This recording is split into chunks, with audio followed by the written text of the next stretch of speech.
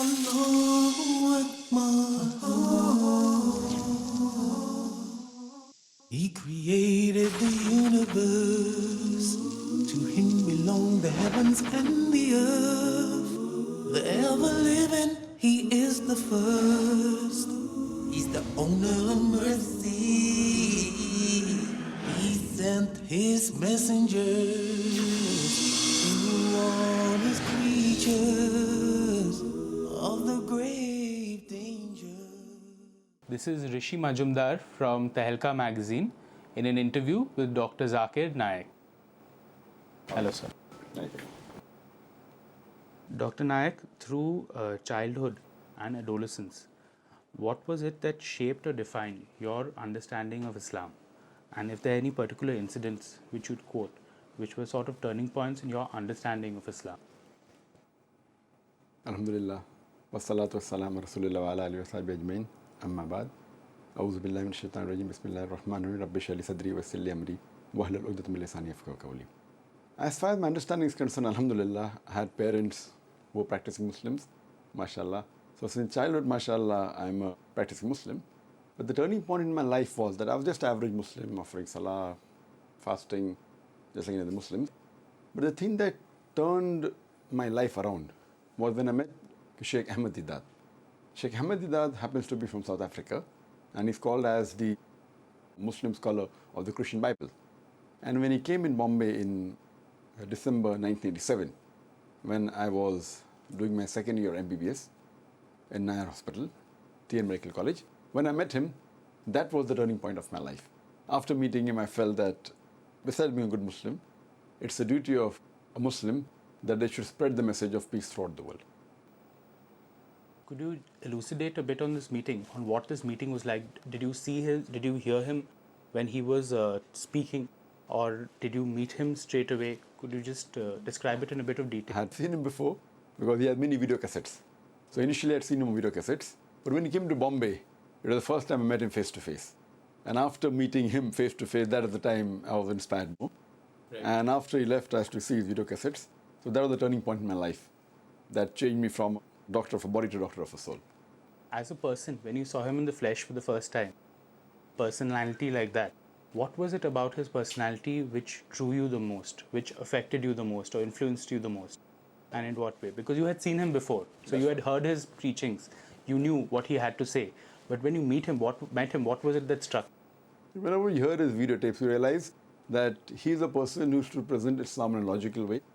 And at that time, in the 80s, right, we found that Islam was being maligned, and also it was being maligned. And the way he replied to the allegations against the people who wrote books against Islam, or especially the Christian missionaries, right, who used to quote the Bible, quote the Quran, try to quote out of context, and try to prove the superiority of Christianity. So this is a man who comes and replies. So it makes the Muslims feel proud that we're Muslims. And after meeting him, seeing the person, how humble he was, and having a personal interaction, that inspired me more to see more of his cassettes. Right. Previously, I had seen a few of his tapes. Right. When he left, he had given me many tapes, mashallah, over 100 tapes. And that's how hearing more of his tapes I got inspired, and that's how I started preaching the message of truth. Right. When you did decide to take that path, you had studied to be a doctor, you were working as a doctor, your father is also a doctor. So when you took that path, was there any hesitation on the part of your family because you were not going into a conventional profession, so to speak? Yes, my father is a doctor, he's a psychiatric by profession, and my elder brother also is a medical doctor. Right. Initially, when I met Sheikh Ahmed Deedat in 1987, as I told you, I was doing my second year MBBS. Right. And later on, when I got inspired by him, by the time I finished my MBBS, my final year, then I told my parents that I want to give 2 hours every day for spreading the message of peace. And the balance, I will do my medical practice. My parents did not object to us, right. There's no problem. Later on, I said that I want 50% time for spreading the message of peace and 50% time for doing my medical practice. Then my parents said, no problem. Right. Then I said, I'll give 2 hours for medical practice and balance for spreading the message of peace. They said, no problem. Then later on I said, I want to give 100% time for spreading the message of peace, and that also didn't object at all. So now actually I'm just a silent partner in the medical business that we have. We have a diagnostic center, we have a clinic, general practice, etc. So at present, I'm just a silent partner. Right. I'm a 50% partner. My bread and butter comes from there. But I've dedicated myself fully, honorary, voluntary, for the sake of spreading the message of peace.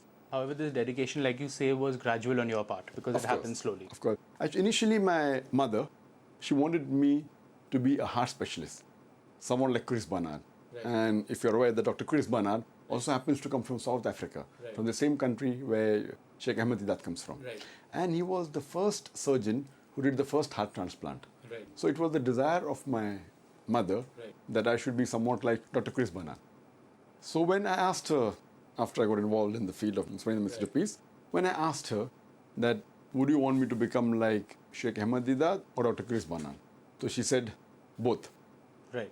Later on, after a few years, when I got more involved in the field of spreading the message of truth and the spreading the message of peace, later on, after many years, when I asked her that, would you prefer me to become like Sheikh Ahmed Didat or Dr. Chris Barnard? She said, I can sacrifice 1,000 Dr. Chris Barnard for one Sheikh Ahmed Didat. Right. This was later when once you were well on your way. What would you say were some of the most important things which you learned from your father and your mother, from your parents, as you grew up? Is there something which you were influenced by them in any way that stayed with you? Any essential thing that you learned from your parents which you would like to talk? Yes, most of my basic, could say that the knowledge and my nature of humanity was basically from my parents. That being a truthful person, never speak a lie, always be honest, try and work for humanity, that your main life should be dedicated for the cause of humanity. And that was one of the reasons that I chose to be a medical doctor, because I felt that being a medical doctor was the best profession in humanity, as far as human beings are concerned, and it is a good profession. But later on, when I found a better profession, when I had to treat the patients who were sick, I had to treat them and treat the disease, I had to get immense pleasure. But when I treated the people spiritually, I found multiple times more pleasure. That is the time I changed from a doctor of a body to doctor of a soul. And before that, you spoke about the fact that your mother wanted you to be a heart specialist. What about you? Did you also want to really, before you changed your path, so to speak, did you really want to be a heart specialist? Was that your chosen area of specialization? Yes, I wanted to be a surgeon. You wanted to be a surgeon? Be a surgeon, then first there's surgery and then there's super speciality. So my specialization, I wanted to be a surgeon. Then fine, whether heart, whether brain, whichever. But the thing was, I wanted to be a surgeon. And the options were there. But my mother wanted me to be a heart specialist, which I thought, okay, either heart or either brain, one of the two. Right. Dr. Naik, when we come to, now if we come to the other path, which you chose instead, when you were to walk on that path, what were your steps? You said you spoke about 10% of your time, then 25%, then 50%, then 70%, then gradually 100% of your time devoted to this particular path. But when you started out, how did you start out? Was there any planning involved? Did you start? What were your first steps in this direction? How did your journey begin? There was no planning from my side. It was planning from God's side. But naturally, when I started, I never knew that I would be a speaker. Because if those who know my background, that I was a stammerer since birth. Since childhood I used to stammer.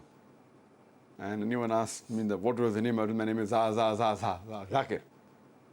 And in school, during education, I used to get pass, fail, PF.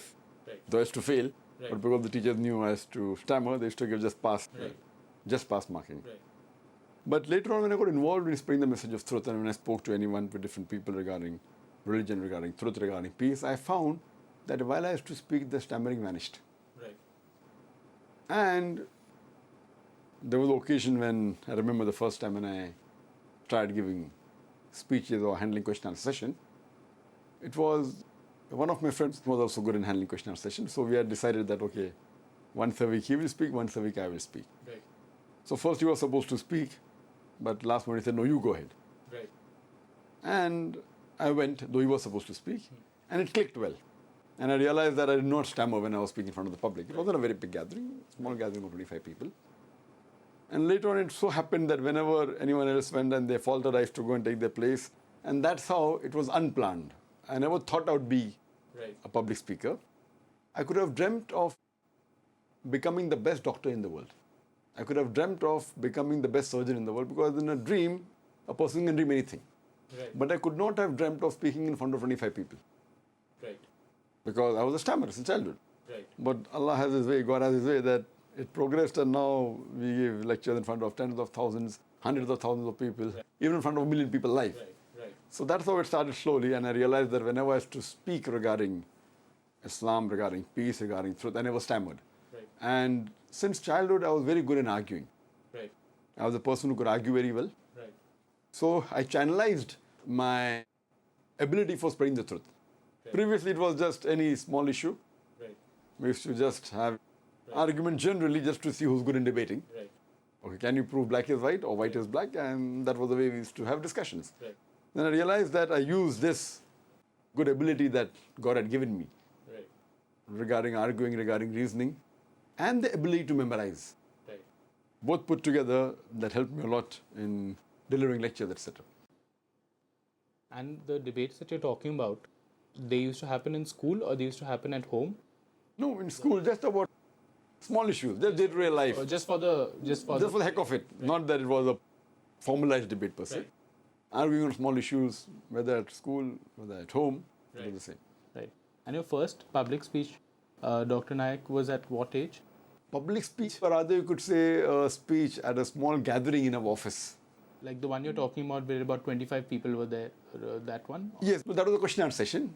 Just maybe a couple of months after that. Right. I believe it was in 1992. Towards the end of 1992, Towards the end of where I gave a speech on Is the Quran God's Word at a small gathering, which had about 50, 60 people. Right. My first speech I prepared, Right. and I had planned to give for 1 hour. Right. But not knowing how much time it takes and how many minutes are required for each page, I ended up giving a talk of 3 hours non-stop without notes.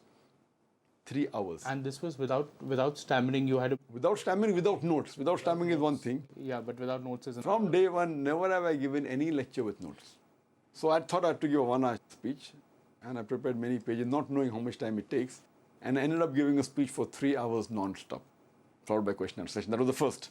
And the first public speech was in 1993. That's at Indian Merchants Chamber, an audience of about 500 people. And the topic was Quran, Modern Science. Then later on it was 1994. Right. And the topic was Women's Rights in Islam. That's at YB Chawan in Mumbai. Followed by press debate on the topic, Is religious fundamentalism a stumbling block for the freedom of expression? Right. A topic dealing with Salman Rushdie and Taslima Nasreen. It was a debate which was organized by the press club, the Bombay Press. And the next public lecture was in 1995. Right. December at Birla Matushri, where about 4,000 people turned up. And after that, Right. from 1996, when I started giving lectures abroad, that was a turning point in my life when I first gave in Saudi Arabia. And I expected a few people to gather there, but there were more than 1,000 people in Saudi Arabia. And that's how from there, my lecture tours abroad started from 1996, and it has continued Right. till today. And Dr. Naik, how do you account for those 1,000 people turning up? Was it that they were already acquainted with your speeches through CD or through another media? Whatever few lectures are given, that is Women's Rights in Islam, Right. Is the Quran God's Word, or Quran Modern Science, they had been circulated on, that was video, VHS. Right. At that time it was video. The internet and all. Was Video not cassette. there at that time, right? It wasn't there at that time. Right. It was more on the videotapes. Videotapes, right? And that's how some of the people had picked up and seen, and that's how the gathering Right. was there. Was there. Have you prepared yourself as a speaker and through the ages, like from the time when you gave your first public speech and throughout, when your audiences have grown? I mean, your speeches have become more demanding because you had to go for question answer sessions. How have you ever prepared yourself as a speaker in any way? Previously, as I told you, I never thought, even in my wildest dream, I could not have thought that I would be a speaker. Right. It was more of, you could say, God's planning. I could have thought of anything else in the world but being a speaker because I used to stammer. Right. As I told you, that before my first speech, while handling the question and answer session, Right. my friend was supposed to handle, and he got cold feet. Right. And I substituted him, and I found that it was very successful, and the people liked because of the reasoning and the logic. That's how it started. So I was more known for handling the question and answer session. Right. When someone asks a question on the spot, Right. on the spot giving a reply, Right. a two-way traffic is far better than a one-way traffic. Right. That's how I started, more handling question and answer session, then giving talks. And yes, regarding preparing a speech, but natural, while giving a speech, I had to prepare Right. as to see that For example, when I prepared for my first speech, and that's what I always do, I saw various video cassettes given by other scholars, other speakers on the topic. I read books on the topic, and then I picked up all the verses of the Quran which deal with science. And I kept them on a separate piece of paper. Some were part of my lecture, some I thought would be useful during question and answer time. Similarly, whatever I could collect, the various hadith, the sayings of the Prophet dealing with this topic of science, I picked it up. Some I used it in my talk, some way maybe kept for the question answer session. And whenever I prepared a lecture, I used to always assume that if someone gave this talk, what question would I ask that speaker? So in that way, whenever I prepared any speech, I also prepared the most likely question that could be asked on that speech. So, for example, I have to prepare a list of maybe 100, 150 questions. And their answers. And the answers. Right. Memorizing well. And when people used to ask about 20 questions after the talk, Right. maybe 90-95% was from those questions which I prepared. Right. So that's how I have to prepare the talk Prepare the talk. and the anticipated question that could be asked. In this way, because I memorized the lectures, when I gave a next talk, this lecture could help me in the question answer session of the second talk, then third talk, then fourth talk. So as the bank of my speeches increased, 10, 15, 20, now all these were used because I had to memorize the lecture. This could be used for the question answer session of other lectures, as well as each lecture having a bank of its own questions, whether 40, 50, 100. So my data bank kept on increasing. So the speciality that people really liked, that I could quote directly from the memory. And whenever anyone asked a question, by the time I used to repeat the question, I used to try and find from my memory that which is the best verse to quote. And that's how then I started memorizing verses of the Vedas, of the Bhagavad Gita, of the Bible. And Sheikh Ahmed Didat, the person who was inspired by, he was a specialist in the Bible. So he said, many people have worked on Quran and the Bible, Islam and Christianity. Why don't you study Hinduism? So that's how I started doing research on Hinduism. And I started reading the Hindu scriptures and the books related to Islam and Hinduism, because there was absolutely a vacuum as far as talks on Islam and Hinduism is concerned. People thought these two religions are like chalk and cheese. These two religions are like, they cannot at all have any commonalities. They cannot have similarities. It's no zameen asman ka farak hai, different between the sky and the ground. And when I did research and I found similarities, and first time when I gave the talk, similarity between Islam and Hinduism, most of the people were shocked that how can there be a talk regarding similarity between Islam and Hinduism? And the Muslims, they said impossible. This has to be a fabricated lecture. And people were shocked, how can there be a talk?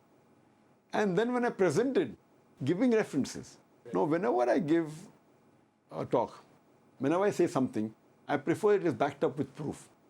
Rather than saying it's there in the Quran, I would give the reference.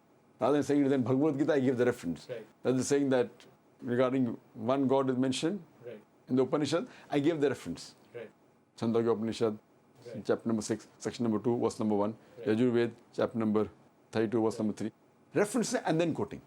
So this proved authenticity, and that's how people started liking the talks, and that's how more and more people have come for my talk, and now, alhamdulillah. What are some of the most challenging questions which you've been asked? You are very known for your question answer sessions and the fact that whole variety of people ask questions and you answer them on spot. What are some of the most challenging questions which you faced? Challenging questions? Any that you can remember? There are many. Many were challenging. Especially those which are asked attacking the Quran. There are many. There are thousands of questions asked to me. By non-Muslims or by Muslims as well? I prefer questions being asked by non-Muslims.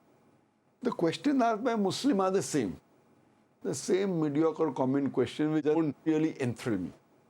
How to do this, how to do wudu, how to offer salah, which are nothing in general, which I feel they can ask any other person.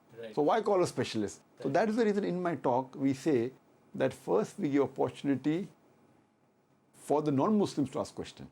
And after these questions are exhausted, then we give chance to the Muslims. So previously when I started, it was mixed. Both used to ask. As the popularity increased, lately Right. In the past few years, Right. the amount of non-Muslims that queue up to ask questions, Muslims never get a chance. Never.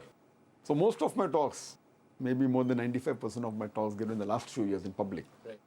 it's always non-Muslims I've been asking. So regarding challenging questions, Right. once when I was in Dubai, I mean there are many questions that are challenging. Sure. Some that come to your mind.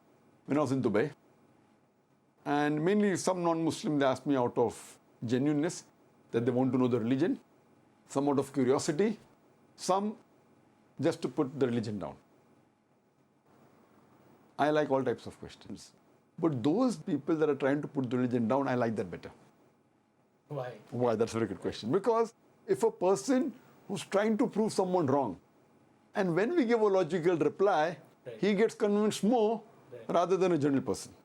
And for example, the second caliph of Islam, the second caliph after the Prophet, peace be upon him, Hazrat Umar, may Allah be pleased with him, he was one of the staunchest enemies of Islam.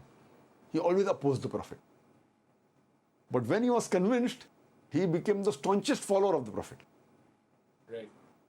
So in that analogy, there are many people who are extra modern, extra hip. They think science is ultimate. When these people come and question and try and poke fun or maybe try and prove their superiority, when they get a logical reply, they are better followers than a general public. So that's the reason my answers are more targeting with reason, logic and science. That's the reason the audience that come to Islam Research Foundation and my talk are youngsters, the hep crowd, Right. those that you will not see in normal religious lectures. So that's the reason it's a different perspective altogether. So the reason Islam Research Foundation was started was to remove the misconceptions from the minds of the non-Muslim, at the same time try and convince those Muslims who are educated and who think that Islam is outdated, Quran should not be followed today, prove to them the teachings of Quran and Islam with reason, logic and science. Could you cite any one or two questions, particularly, like, for example, The other I was telling you, Dubai, the Dubai one. There was an engineer, and his name was Rahul, if I'm not mistaken. And when I go to Dubai, he is always asking questions. Right. I think it was in 2005 when I went to Dubai. So he asked me a question that when I read the teachings of Islam, I was told, and he quoted, mentioned the Hadith, Hadith of the Quran, that the first word to be revealed of the Quran and the first verse to be revealed was Iqra, read. Right. The Archangel Gabriel, he said, Right. being a Hindu, knowing some background, Right. that when Archangel Gabriel told the Prophet, read, according to the Hadith, saying to the Prophet, he said, Ma ana biqari, I'm not learned. Right. So he said, I want to know what was shown to the Prophet that he said, I cannot read. Because according to historical records and according to the sayings of the Prophet, nothing was shown. So when the Prophet said, I cannot read, what was shown to the Prophet and what was shown, where is it now? When the Archangel Gabriel told the Prophet, read, what was shown to him and that thing which was shown, where does it exist now? And if it's not, then this is a fabrication. The story is a fabrication. And believe me, as usual, I got up and I said, brother asked a very good question. That's my normal style. And I repeated the question. Believe me, Right. I didn't have the answer. But as I kept on repeating the question, that's the way I do many a time, God's help comes. And then I replied saying that you don't know Japanese. And if I say read in Japanese, will you show me show? And then you'll say that I don't know Japanese. If I tell you that read in Japanese, you won't tell me show what is it. You say I don't know Japanese. Right. So similarly, because the Prophet was illiterate, Right. he did not know to read, it's not compulsory that the Archangel Gabriel had to show him something Right. for him to say that I am not learned. Right. So what the Archangel Gabriel said, read, Iqra. Right. The Prophet said, Ma ana biqari, I'm not learned. Right. The Archangel Gabriel again said, Iqra. The Prophet again said, Ma ana biqari, I'm not learned. The third time when the Archangel Gabriel said, then the Prophet realized that Iqra has got many meanings. Besides read, it also means recite and repeat. So then the Prophet repeated. Right. When the Archangel Gabriel said, Iqra bismi rabbika alladhi khalaq. Then the Prophet repeated, Iqra bismi rabbika alladhi khalaq. So the Prophet was unlearned, he was illiterate, he could not read and write. So nothing had to be shown to him, Right. For him to see. him to say that I'm not learned. But then the Prophet realized that Iqra also means to recite, to repeat, and he repeated. So giving this answer, Rahul clapped with both his hands and even the audience. So this was one of the questions amongst the hundreds Right. that I found was challenging. Right.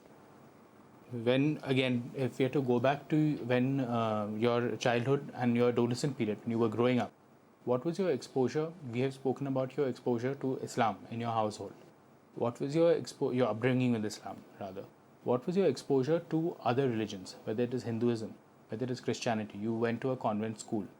So, what were there any defining incidents? Were there any incidents which evolved your understanding of other religions, Hinduism, Christianity, before you took to studying them or studying the scriptures or studying the texts? Before I studied myself, I was like a general Indian, Right. but natural. I had non-Muslim friends. I went to a convent school. Right. So, but natural, I knew a little bit about the Bible more than the other religions besides Islam. One thing is Islam from home, a little bit of the Bible because I went to a convent school. I studied in St. Peter's High School in Masgon. Right. And a little bit of Hinduism just from the, whether it be comics, whether it be hearsay, whether it be serials. So this was my knowledge about religion. Like a layman, like any other Indian. But when I studied, I found there was a difference of chalk and cheese between what the scripture said and between what the followers practiced. That's the reason I always say that if you want to understand a religion, don't look at the followers. Go to the authentic sources. If you want to know about Hinduism, don't look at the Hindus, go to the Vedas. If you want to know about Christianity, don't look at the Christians, go to the Bible. Similarly, if you want to know about Islam, don't look at the Muslims. Go to the Quran and the authentic sayings of the Prophet. So when I read, when I studied, I found there was a difference of chalk and cheese between what is the general perception of religion as compared to what is mentioned in the scriptures. For example, it's a common perception that in Hinduism, the basic thing of worship is idol worship. And if you ask today, the Hindus, majority, more than 95% would agree that the basic form of worship is idol worship. Now, if you read the Vedas, which is the most authentic amongst all the scriptures of Hinduism, it is absolutely against idol worship. You read the Vedas, if you read the Upanishads. For example, as I said, mentioned Chandogya Upanishad, chapter number 6, section number 2, verse number 1. Ekam evdityam. God is only one without a second. It's mentioned in the Svetasvatara Upanishad, chapter number 6, verse number 9. Nachasya kasid janitana chadipa. Of that God, there is no Lord. He has got no parents. That Almighty God has got no superior. He has got no father. He has got no mother. It's mentioned in the Svetasvatara Upanishad, chapter number 4, verse number 19. Natasya pratimasti. Of that God, there is no pratima. Pratima is a Sanskrit word which means photograph, picture, painting, image, idol, statue. So it's mentioned Natasya pratima asti. Of that God, there is no pratima, there is no image, there is no photograph, there is no painting, there is no picture, there is no statue, there is no idol, there is no sculpture. And the same may say repeated in Yajurveda, chapter number 32, verse number 3. Natasya pratima asti. Of that God, there is no image. So when I studied, I found that this is similar to what is mentioned in the Quran. When I studied the Bible, I saw that even in the Bible, the same thing is mentioned. So then, based on the verse of the Quran of Surah Al-Imran, chapter 3, verse 64, it says, Ta'alaw ila kalimatin sawa'im bayna baynakum. Come to common terms as between us and you. Which is the first term, Allah na'budu illallah, that we worship none but one God. So then I started finding the commonalities between the various religions.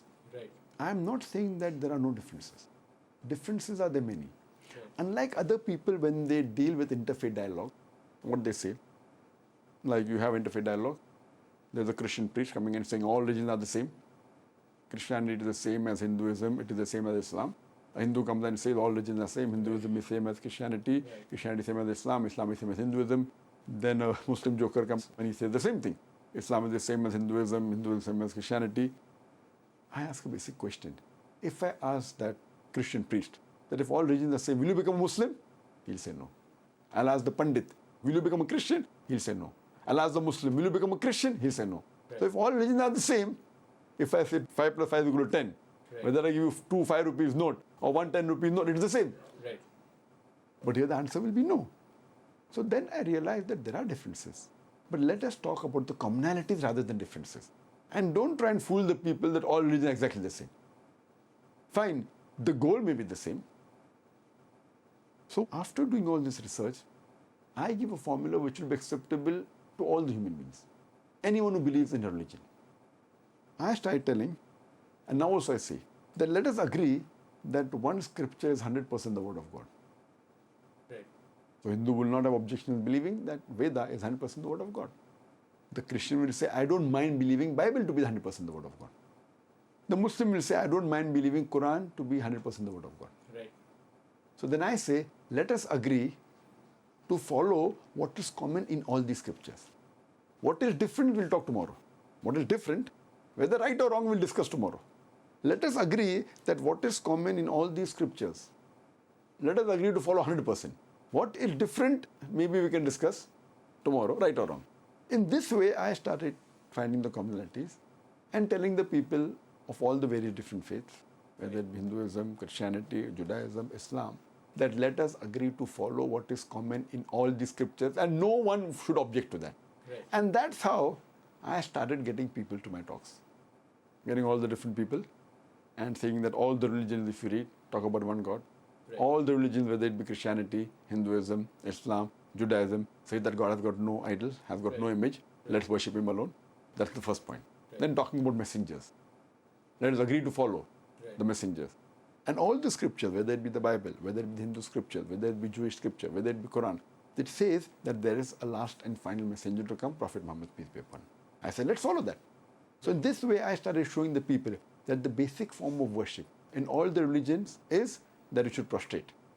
That put your forehead onto the ground. Whether it's in the Bible you read, in the Genesis, chapter number 7, verse number 3, in the book of Numbers, chapter 20, verse number 6, in the book of Joshua, chapter 5, verse number 14, whether it be the Quran, whether it be the Hindu scriptures, Shashtang, putting your 8 parts of your body into the ground. So then we realized that all the scriptures say the same thing, how to offer prayers. Right. The other things which are different, let us discuss tomorrow. When all the scriptures say believe in one God, all the scriptures say God has got no images, don't do idol worship, let us follow that. All the scriptures say believe in messengers, all the scriptures say believe in the final messenger, Prophet Muhammad, let's do that. All the scriptures say that when you have to worship Almighty God, put your forehead on the ground. What is different, we'll discuss tomorrow. In this way, I did more research. All the scriptures say that you should not have alcohol. All the scriptures say you should not gabble. So I did research on those things which were not known. All the religions saying should not lie is common. Everyone knows that. Right. All the religions should not rob, everyone knows that. So I did not pay stress on those human values which a normal human being knows. Not to rob, not to cheat, not to lie. Right. Because this everyone knows. These are human values which are there in all the major religions. So I started talking about those things which people did not know. You said something, there was something very interesting which you said, which was quoted, which was about that men and women in Islam, they are equal but not identical. So they are to be treated separately in that sense. But in today's world, woman is not the same as a woman, is not the same as she was, let us say, 20 or 30 years ago. Because a lot of modernity has come into place. There are modern systems. There are modern ways of life. A lot of women are out there earning. So what has shaped your understanding of the woman today, of women in today's world, and how they might take to the teachings which were there and which are still there, but how do you think they will adjust? You rightly said that I always say in my talks that men and women in Islam are equal, but equality doesn't mean identicality. Right. They're equal, but they are not identical. Because men and women, they are made biologically different, physiologically different, Right. physically different, psychologically different. Now, Almighty God, who's our creator, depending upon the way He has made the woman, biologically, physically, psychologically, He has made different roles for them. Sometimes both are exactly the same. Sometimes they may differ. So based on this, Almighty God is our creator. He has laid down the guidance in the Quran 1400 years ago. Right. Now these guidelines, when the creator who created us has laid down, it will always remain the same till the end. And to prove that scientifically, because He's the creator, He knows His creation better than us. He's a better doctor than us. Fine. So based on that, what I say, but the understanding of that may change. Fine. For example, the first verse, as I told you earlier, the 2 verses to be revealed of the Quran was, Iqra bismi rabbika allazi khalaq, khalaqal insana min alaq. Read, recite, proclaim in the name of thy Lord who created the human being from a congealed clot of blood. Because alaqa, one of its meaning is congealed clot, and that's what the people believed initially. Besides congealed clot, alaqa also means a leech-like substance. So now my understanding of the Quran has increased. But the verse is the same. Right. That human being, besides being created from congealed clot of blood, he is also created from something like a leech-like substance. Alaka also means something which clings. And today we know that the embryo in the initial stages clings to the uterine wall, the mother, 9 months. So today, after science is advanced, my understanding of the Quran has increased. Besides congealed clot of blood, the embryo looks like a leech, it also clings to the uterine wall. Right. So because science has advanced, my understanding of the Quran has increased. Right. Fine? But that does not mean the law has changed. Right. The law is the same. Right. And whatever has been told by the Prophet, that understanding which is clarified will never change. There are some things which are ambiguous because science wasn't advanced. Right. So that thing, when science advances, we come to know more. But the law will never change. The basic will remain the same. So there are certain guidelines laid down how a man and woman should lead. Right. So based on that, when I give my talk on women's rights in Islam, I say men and women are equal, but equality doesn't mean equality. You ask the question that today's world is advanced and women can work. There is no text in the Quran which says women cannot work. As long as the work she is doing is halal, it is permitted and within the purview of the Islamic Sharia. That's a different thing, that the onus of earning the bread, earning the money is put on the shoulders of the man. In Islam, before a woman is married, Right. it's the duty of the father and the brother. And after she's married, it is duty of the husband and the son to look after lodging, boarding, clothing and all financial aspects. In Islam, a woman need not work. Right. She need not work and no one can force her to work. But if she wants to work and if she wants to contribute, she can contribute as long as the work she does is within the purview of the Islamic Sharia. Right. We don't believe that a woman should expose her body. Therefore, jobs which involve exhibiting the body, like modeling, like dancing, these things are prohibited in Islam. There are many jobs which are prohibited for both man and woman. Right. For example, doing any dishonest business is prohibited for the woman as well as for the man. Right. Working in a gambling den, because gambling is prohibited according to all the religions. Whether a man works in a gambling den or a woman works, it is prohibited. Working in an alcoholic bar. So some jobs are prohibited for both man and woman. So what we realize that Islam does not prevent a woman from working anyway as long as she maintains a modesty. And if she works, she is entitled for the same pay which is due to the man, if the work is permitted in Islam. Right. So there's no text at all. But a woman can put her foot down and say, I don't want to work. No one can force her, but a man cannot. A man is a bed earner. So here the option is given to the woman that if she wants, she can work. But no one can force her to work because the bed earner in Islam is the man, and the woman, she has a greater role. That's the reason in Islam, the Quran says in Surah Nisa chapter 4 verse number 1, respect the womb that bore you. Right. And in Islam, according to hadith of the Prophet Muhammad, it's mentioned in Sahih Bukhari, volume number 8, in the book of Adab, chapter number 2, hadith number 2, a man approached the Prophet and asked him that who deserves the maximum companionship in this world? The Prophet said, your mother. The man asked after that too. The Prophet said, your mother. The man asked after that too. Again the Prophet said, your mother. The man asked after that too. Then for the fourth time the Prophet said, your father.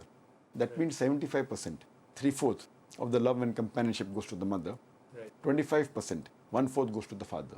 In short, the mother gets the gold medal, the silver medal, as well as the bronze medal. The father has to be satisfied with the mere consolation prize. So these are the teachings of Islam. So here, the role of woman as a mother is far superior than any other role. That's the reason the Prophet said that even if you give all the wealth in the world to your mother, you cannot compensate for what she has done, that she has borne you for 9 months in the womb. Right. So this is the respect. Unlike other religions, pregnancy is a curse. The women are looked down upon. So here Islam uplifts the woman. So these are the teachings of Islam. As you, again, if you had to go back to the time when you grew up, before you took to this path, how did your understanding of terrorism evolve? Was it just through media? Was it through discussions, possibly discussions with a friend within the household? Because issues which are there today, issues of Kashmir, issues of Palestine, were very well there at that time as well. So how did your understanding of this evolve?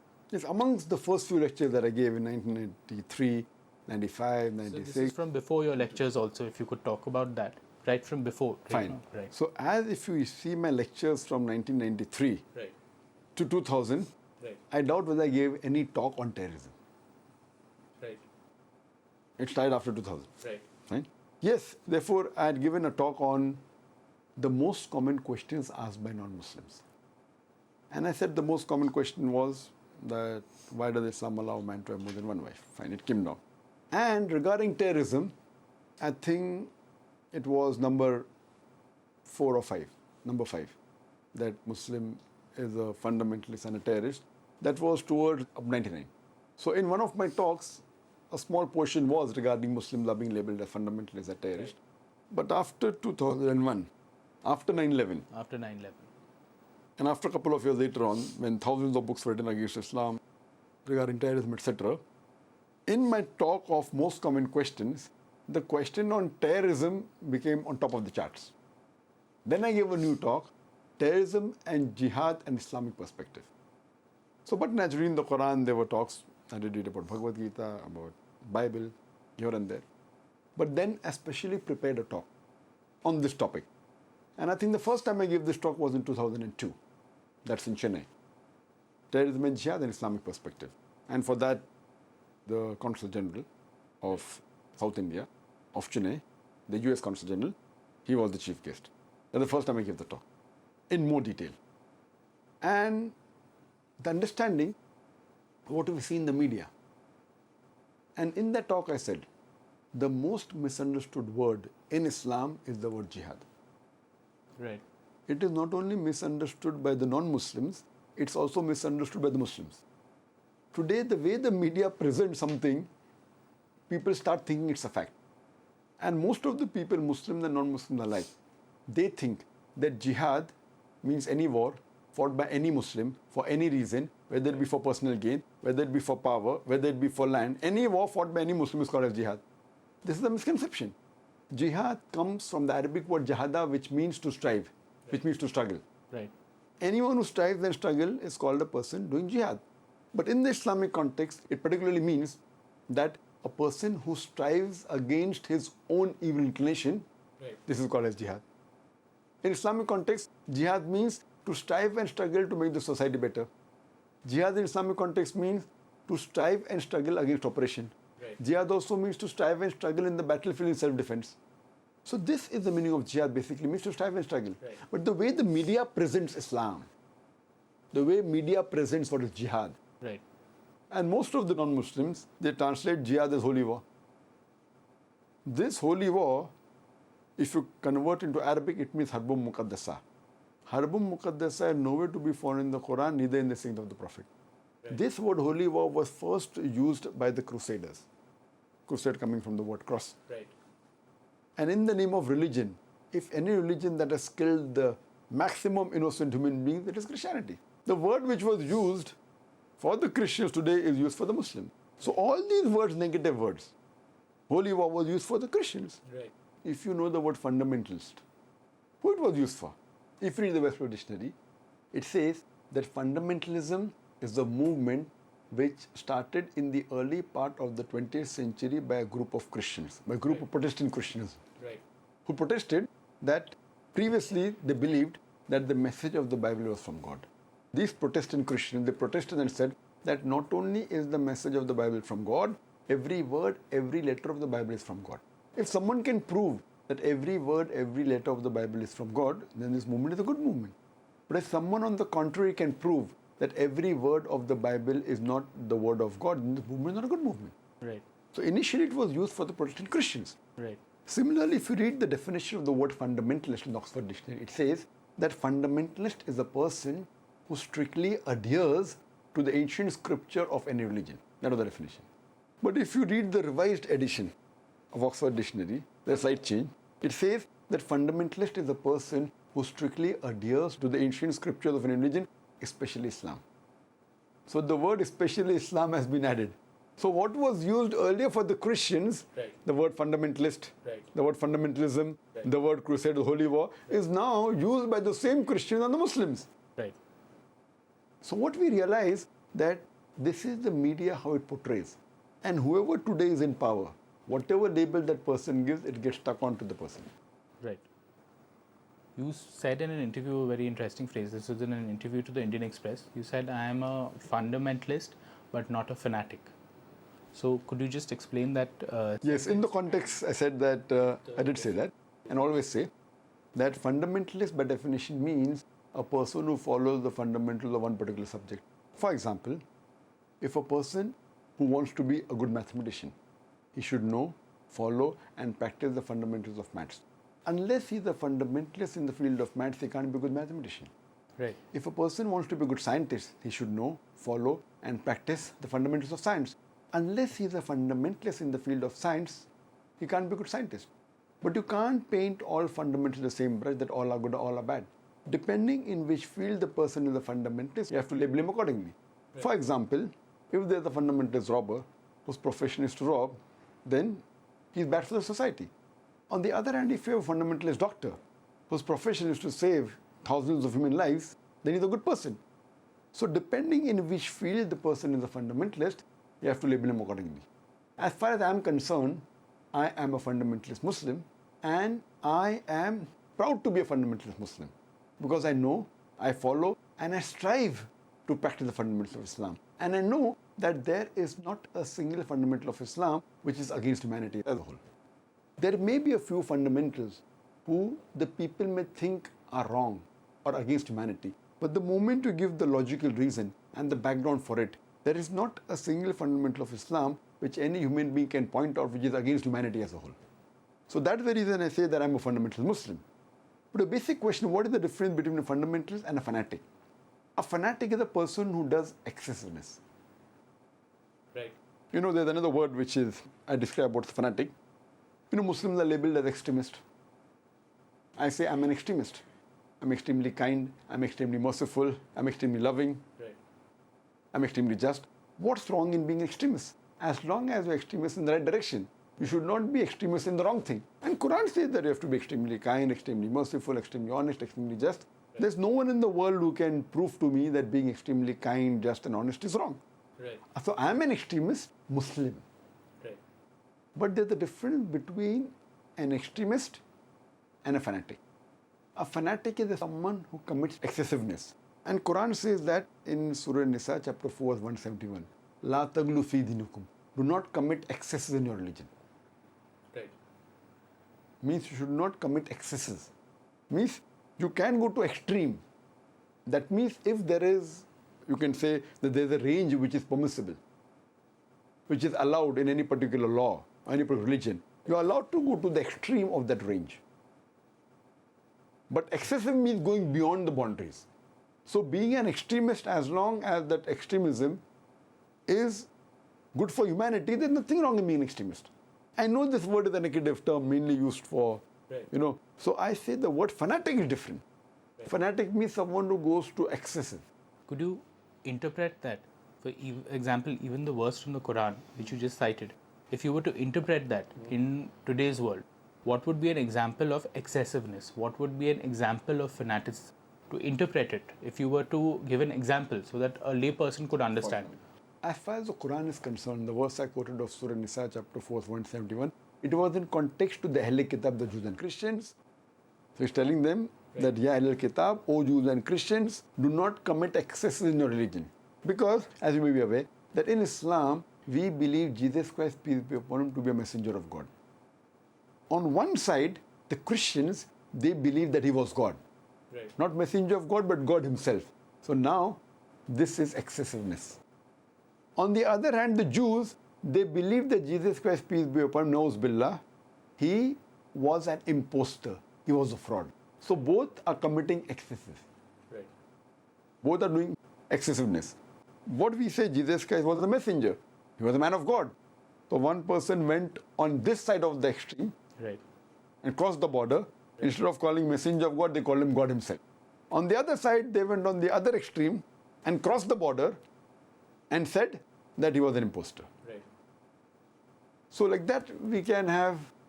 So similarly, would you be able to, for example, give similar examples for a Hindu or a Muslim, and a Hindu and a Muslim, where there have been examples of excessiveness in the religion? And if you were to give an example. Yes, for example. For example, the Quran says that you should pray. And if you go to the teachings of Quran and Hadith, it says you have to pray 5 times. Right. Fine. It is compulsory. you can pray late in the night also. It's not compulsory but preferable. Once Prophet came to a person, to a man, who used to pray day and night. Right. So the Prophet said, what are you doing? He said, yes, I'm worshipping God. I'm praying to God. So Prophet said, this is not what Islam says, that you have to pray to God day and night. Right. And he used to hardly do anything else. The Prophet said, even I pray, but I even sleep. I even marry. Right. I even eat. Right. Giving example that this is a balanced life. So if a person says that I want to pray day and night and do nothing else, it's a duty of a Muslim who should look after his family. It's a duty you should earn the livelihood. All this put together is Islam. Islam is a way of life. So a person cannot say that I want to be more religious and I want to only pray day and night. This is excessiveness. Right. Praying is good, Right. but only praying and doing nothing else Right. is not following the religion. Right. As far as Hinduism is concerned, even Hinduism says that you have to pray, Right. worship God. This example is not only restricted to Hinduism, it is depending on various other religions also. Right. What they say, that to come closer to God, I want to renounce the world. Right. I want to become a monast. Right. Fine? I want to become priest. In Islam, there is no monasticism. You cannot say that I will not marry, I will not have children to come closer to God. If everyone in the world says, okay, today we want to come closer to God, then within the next 100, 150 years, the world will Right. completely finish, correct? Right. Today, suppose hypothetically, everyone agrees, let us all come closer to God. Everyone decides, okay, we will not marry, we will not have children. Next 100, 150 years, the whole world will vanish. There will not be a single human being on the face of the earth. So this is totally wrong.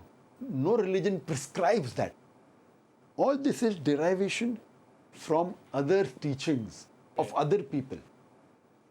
So in Islam, beloved Prophet said, anyone who does not marry is not of me. So marriage is compulsory in Islam. Right. You cannot say that I want to be religious, therefore I will not marry, I will not have children, so that I can worship God more. No. So therefore the Prophet said that if you marry, you complete half your religion. Right. Why? Because you know today that marriage prevents you from promiscuity, from fornication, from adultery. Fine? And only if you marry can you become a husband or a wife. Only if you marry can you become a father or a mother, which important duty in Islam. So you doing a duty of a husband or a wife or a father or a mother, important duty. This life is a test for thereafter. So this I call is excessiveness. That fine, I will renounce the world, or I will only pray and do nothing else. Right. Right. The examples which I think should satisfy. Right. The next question is that when you met Sheikh Deedat, what was it about his life particularly which inspired you, or which gave you a particular inspiration, motivation, or some quality of him and his life which particularly struck you? He has not only inspired me, he has inspired thousands of youngsters throughout the world. True. And the reason is that at that time, in the 80s, the Christian missionaries used to knock at the doors of the Muslims. And now also they do, but to less extent. And they used to knock the hell out of the Muslims.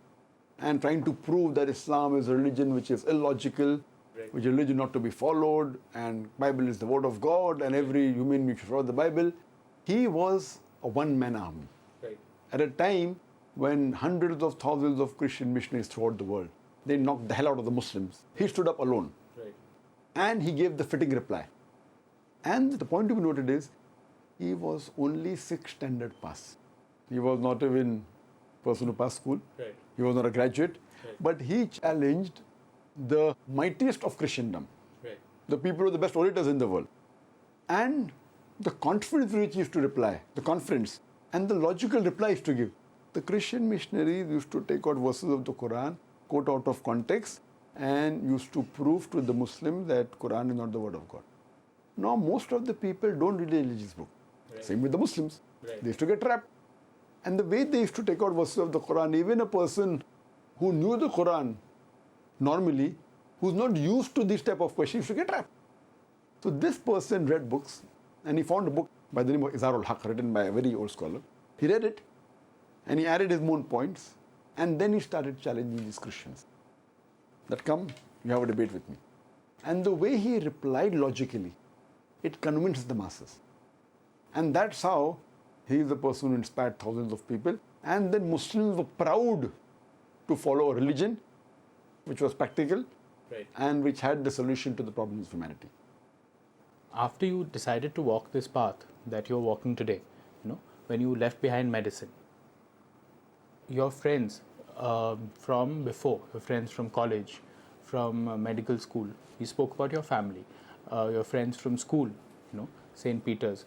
What was there now that you've walked this path for very many years, how has their relationship with you been? Has it changed any from what it was before? Is it the same as it was on a personal level, with your friends from that time? My friends in school, colleges, medical college, friends from different faiths, I'm sure. Right. compared to what the relationship was there and now, it has changed to a great extent. The amount they respect me now Right. is multiple times more than what they used to do when I was with them. Because what I realized that by the time I started studying various religions, Right. the span was very short that people started hearing my lectures. Right. So it was hardly a couple of years. By the time I started and I started giving talks, I did not leave my medical profession. Right. I started giving lectures. Right. So by the time I completely left, people knew that I have to give lectures. I had thousands of audiences. So before I left my medicine completely, I had already shot to fame. Right. Though fame wasn't the reason that I took this profession. And my non-Muslim friend, when they heard me quoting Veda, Bhagavad Gita, Right. Bible, they were shocked. This man, and I was known in my school days, my college days, to be a person who was very jovial, Right. the person who used to joke around, the person who's known to make the maximum fun, but naturally within limits. Right. I was known to be the most jovial person, doing all, leaving aside wine and women and the things which are against humanity. Right. I enjoyed all sorts of life, leaving aside things which are prohibited. Right. Went on bikes, went on trips and overnight on the motorcycle and enjoyed life and knew that I used to fool around also. Right. And they knew me as a jovial person. So and you now they know. completely lived that life. I mean, And now also besides wine and women and everything that is prohibited, I'm talking about within the whatever is permitted. Yes. Right. And they knew me. This was a person who used to always, was a daring person, going for hiking, going for mountain climbing, bikes ride, this ride, anything, any excuse. I was the person who used to force people to come along with me. Right. Enjoy life. And now also, I haven't left it. Right. Even now. I mean, you have your family, you have your friends. Yes, but yet once a year, and we have a big staff now. Right. Once a year, we have an annual training camp, we call it. Right. And then when we go out once a year, for about 3 days we go, Right. take all the staff. Right. The skeletal staff, we go out maybe to Different Mahabaleshwar, we go to different places for 3 days, Right. to a dam, Right. to a beach, and there they see a different sort of person. They cannot imagine this person who speaks on the stage. Right. So I'm saying that Islam doesn't mean you can enjoy life. Right. So I showed them that you cannot enjoy life. It doesn't mean that if you're a religious person, you don't have to enjoy life. Right. And they, this is enjoyment. At the same time, when they see me there, that while we pray 5 times, Salah, as I told you, we even pray that early morning prayer, Tahajjud, late in the night. Right. We enjoy. So they say, many people, though praying that night prayer is not compulsory. Many of the Muslims, they are praying for the first time. They say, okay, so much of enjoyment here to get me close to God. Showing to them that laughing is not Right. bad. Many people think, oh, laughing means, Right. a religious person can't laugh. A religious person can't enjoy. Right. A religious person can't do this. They say, okay, Zakir rides bike. He does stunts. He does wheelies. Oh, he's a hell rider. Right. Why? A person who religious can't do wheelie. A person can't ride bikes.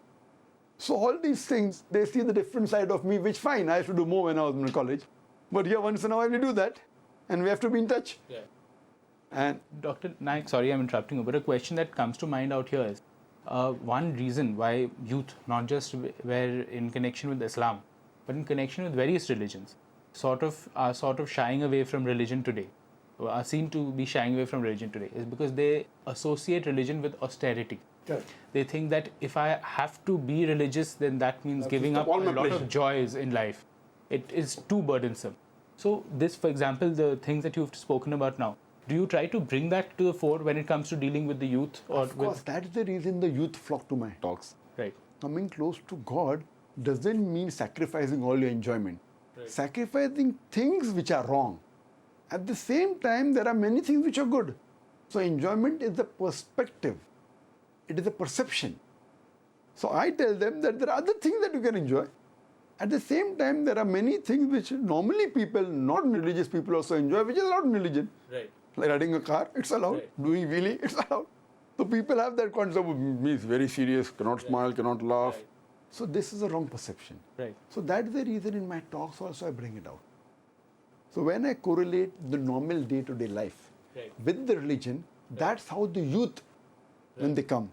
We have in a foundation, girls who are absolutely happy, wearing immodest clothes, Right. coming to our lectures, Right. coming to my talks. Right. Within a few months, they become modest. Right.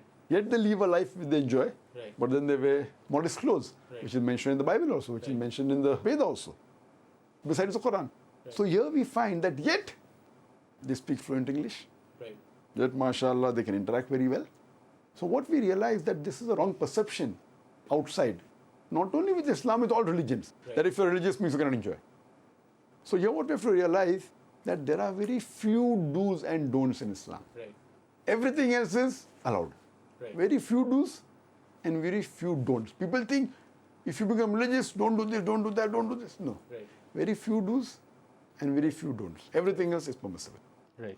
What is your vision for India, for an ideal India? Is that something that you've thought about in larger terms for the nation? What sort of vision do you have? What sort of problems do you see with the country which you think are the main problem? And I'm talking about Indian problems, which would apply to the whole of India specifically. Right. I feel as far as India is concerned, India is a great country. And India was, at one time, Right. a few centuries before, it was the most powerful country in the world. Right. It was in terms of wealth, in terms of resources, in terms of manpower. As we know history, Britishers came Right. and they looted our country. They went away, but they left the policy behind. Right. The policy of the Britishers was to divide and rule. Right. They ruled India for a couple of 100 years, but they left the policy behind. Today, unfortunately, our politicians, even though India has got its freedom, our politicians are yet using the same philosophy of divide and rule. If all the Indians can unite as one, Right. very shortly, inshallah, again, God willing, we will again become a superpower. Right. Though India has the second largest population in the world in any country, and in democratic country, it's number one in the world. Population is a boon, it's not a bane. Right. What we have to realize, we have to get all our resources together. So if all the Indians can join hands together, Right. and that's what I said when I gave my talk on similarities between Islam and Hinduism. And I told the government Right. that if you make Sanskrit more popular, Hindus will know the scriptures well. Let the Muslims read the Quran, let the Hindus read the Vedas. And as I said earlier, let us agree to follow what is common. Right. What is different, we can discuss later on. We should not fight on the differences. We should agree to follow the commonality strictly first. Right. And then we will have all our manpower, all our resources Right. together, Right. and we would be shortly, Right. though Japan said a few years back, in the next 20 years, India would be the superpower. Now, as you know, there's a competition between China and India. And very shortly, Right.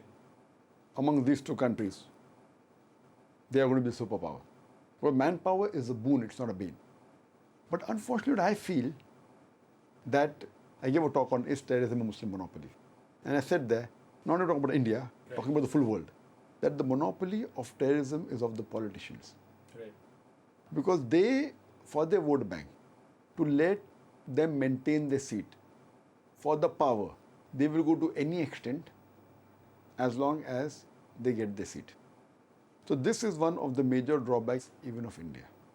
If all the politicians realize that we have to speak the truth, Right. we have to first care about the truth and honesty and humanity rather than the power, Right. rather than the political seat, then India would faster become a superpower. And things are changing.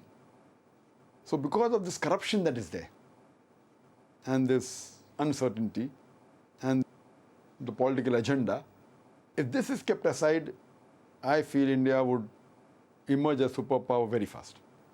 Dr. Naik, you have stayed completely away from politics. What is your political view if you are to today, in today's world, in today's politics, there are many parties. You don't openly campaign, you have never allied with any party. But what is your political view when it comes to political parties, ideology? Is there any party you are more towards? Any party which you think, even if you say all the parties have their own problems, if there is any party that you think is the lesser evil? As far as politics is concerned, in Islam there is politics. Islam is a complete way of life. There is politics in Islam. And one of the best politicians, political leader, was the beloved Prophet Muhammad. That is the reason if you read the book by Michael H. Hart, he wrote a book, The 100 Most Influential People in Human History. And number one was Prophet Muhammad. He said he was the only person successful politically as well as religiously. Right. So there is politics in Islam. Right. But the main question is today, what do I think about politics? And do I agree with any party? Today's politics is very dirty. Right.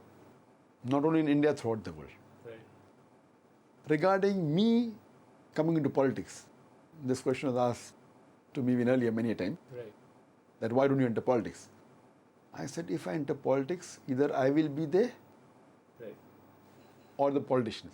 Right. You know, it cannot go together because the politics is so dirty. Either I'll be thrown out, Right. Right. if I come, I'll have to throw out the politics Right. of today. Because both are poles apart. Right. Politics has a negative connotation today, but politics per se is not haram. Because politics means how to govern the state properly, how to see the betterment of the people. So the politics per se can be good, but today it is made dirty. Today, why? Because people so much crave for power. They crave for their seat. This is why they can go to any extent. They can go against their own religion. They can go against their own family. They can go against their own parents as long as they have the power. This is the craze for power and for money and for corruption. Regarding a question, which political party would I say is, like you can say, best of the worst? Right. Believe me, I cannot find any party which is the best of the worst also. Right. You know, each one has so many problems that they would be, I think, on the same level. Right. At the same time, you do campaign for peace. You campaign for change, positive change. Do you think that such is possible without engaging with politics? I feel that it is easier for me to be outside and tell the politician to come on the straight path and be more effective than to come in active politics. Right. Because one thing is there, suppose the person comes in active politics, person is honest. The moment you come into politics, the society is such, the political parties are such, you have to support the wrong. If you don't support, they'll throw you out. So either you change Right. or you're thrown out. Right. So if I enter politics, I have to change for the worse or I'll be thrown out. Right. The third thing is me changing all the other politicians. The chances are very, very, very, very big, 0.001%. I cannot say I'm an honest person who can come and change. I'm not claiming to be a person who is, very honest and other dishonest. But the politics is such that it is so much intricate and so much that a person who comes from outside, yes, therefore, we have seen many good human beings. Right. They come with a good agenda. But the moment they enter politics, it's fine. But the moment they get a seat, their values start changing. Now, once you get a seat, for you to be so strong and say that, no, I'll yet stick to my truth, you'll be thrown out within a few days. And if you continue the way, you'll be thrown out, or you will start changing. You start agreeing with the corrupt system. Right. You start agreeing with telling lies. And as Mahesh Bhatt said in the press conference we had, the first rule of journalism is that governments lie. Right. That's what Mahesh Bhatt said. So the thing is that it is part and parcel. There are some politicians who are better than the others, Right. and we have some in our country, and appreciate them, that they are honest. But only being honest is not sufficient. When you allow dishonesty to continue, even that is wrong. So these people who I say are honest are better than the other politicians. They themselves may not be corrupt because they have got values. So what they do, that they themselves are not corrupt, but they have to allow the other members or their colleagues to be corrupt, otherwise they'll be thrown out. So these type of politicians, I would say, are better than the general politicians. Right. Fine? That means they are honest. But they don't put their foot down for the corruption of the other politicians, and they cannot. If they do, they'll be thrown out. So for me, even allowing corruption is itself a sin. So these politicians are lesser sinners who themselves don't really run after money. They're honest themselves, but they do allow their colleagues to do this honesty for the betterment of the country. So these are the better of the worst. Right. Dr. Naik, you are a person who is a manager. You manage a whole lot of things with your organization, and at the same time you are an orator. How do you sort of juggle these roles? You are known to be an excellent administrator when it comes to administrating on a very large scale. So how do you juggle these roles? What is the secret of how do you manage to micromanage yet macromanage? How do you work that? What I've asked me, As a manager, what do you do? what I've asked me is something personal, which I don't mind answering at all. And very few people, those people who are close to me, know about this. Many people in the world, most of my fans, they think that Dr. Zakir Naik is a speaker, Right. and maybe 80% of our time is studying. 80% of the time. Right. The truth is that I spend more time in administration than giving talks or studying. The thing is there that today, after running this organization, which was started in 1991, we didn't do it for fame, didn't do it for popularity, but Almighty God Right. gave it to us. What I realized that I am ready to do anything for the sake of God. Right. I personally hate administration. I hate administration. Right. I love giving talks, doing research, but I realize that administration is very important for anything to be successful. Right. So that's how I today do anything and everything except the thing what I was trained for, that is medical. I'm trained as a medical doctor. Besides medicine, I'm doing anything and everything. I'm doing accounts, I'm doing architecture, you name it. Right. We have a large staff. We have a few hundred. Education. Fine, now we have started medical clinics also. Again, I'm not treating, but I'm selecting doctors. Right. So we have got free clinics, we have got schools running, Right. which have got large scholarship, we give scholarship in large numbers. And to run this organization, Right. we have got many trusts put together, all put together. There are about few hundred people working. And getting success. For example, I'm also one of the persons who was involved in start of a channel. Now, while starting a channel, I know direction, I know shooting, I know editing. So to get results, to get quality, I'm a quick learner. And with God's help, I pick up things fast. So I'm involved in accountancy, I'm involved in legalities. Besides medicine, anything and everything, I get involved for quality. Right. Though we have professionals working for us. We have got MBAs, we have got top people. But the gift that God has given, I get involved, I learn, and I get better results. That's how, in terms of management, etc. So 80% of my time goes in management. Right. And the balance time maybe 10% in giving talks and 10% in other things. How do you find time to study? Because that is one of the most important things for your... Previously, when I used to give lectures in the 90s and the early 2000s, I used to spend a lot of time preparing for talks, and the time when I used to spend hours together, days together, months together, studying. Now, with more experience, unless I have to prepare new talk, then I shut myself, spend a few days and prepare. It's not a day-to-day reading. Fine, reading the Quran is there, but the other things. So now what has happened, more of my knowledge is coming from meeting other people, meeting other personalities. It's more of a practical interaction. Right. And my answers are evolving better and better, with better logic, with better reasoning, because of traveling throughout the world. So what time I have to spend in the books, it has become less. I do spend giving a new talk, but the other interaction, like traveling teaches a person a lot, meeting great personalities, meeting scholars, meeting people of different faiths, the priests, the pandits, So that interaction, so whatever I pick up during these interactions, meeting specialists, meeting experts, that becomes part of my talk. So there's a new flavor to my talk. There's a change in the answers, etc. And that's more acceptable. So this adds on this experience itself. So though, for example, my wife always tells me that, if you stop this administration, then you can give more lectures. Now maybe I may be having 100, 200 different lectures. Right. Now if I stop administration, I can give maybe 1,000, 2,000 lectures, 10 times more. I would prefer giving few lectures, 10% of the lectures, but each lecture is shown to 10,000 times more number of people. Right. So giving a lecture and maybe 1,000 audience, now, after the satellite channel has started, we have more than 100 million viewers on Peace TV. Right. So preferably give 200 different topics. There have been more than 1,000 lectures, Right. but topics may be 100 or 200. Right. But the people that are watching are in 100 million. Right. On the other hand, I can have given maybe 1,000 different lectures. Right. Each time 1,000 people. The Right. net result, Right. 100 million people watching 100 talks or 200 talks is far superior Right. than 1,000 people watching 1,000 talks. True. Very true. So with this, the spreading of message of truth and message of peace and message of Islam has spread more widely. Right. And I believe the blessing would be more. Right. Because if you do the thing you love, Right. for sake of God, it is good. The thing you hate, you do it only for sake of God, you get multiple times more blessing. Right. So though I love doing what I'm doing now, Right. I'm not at all sad.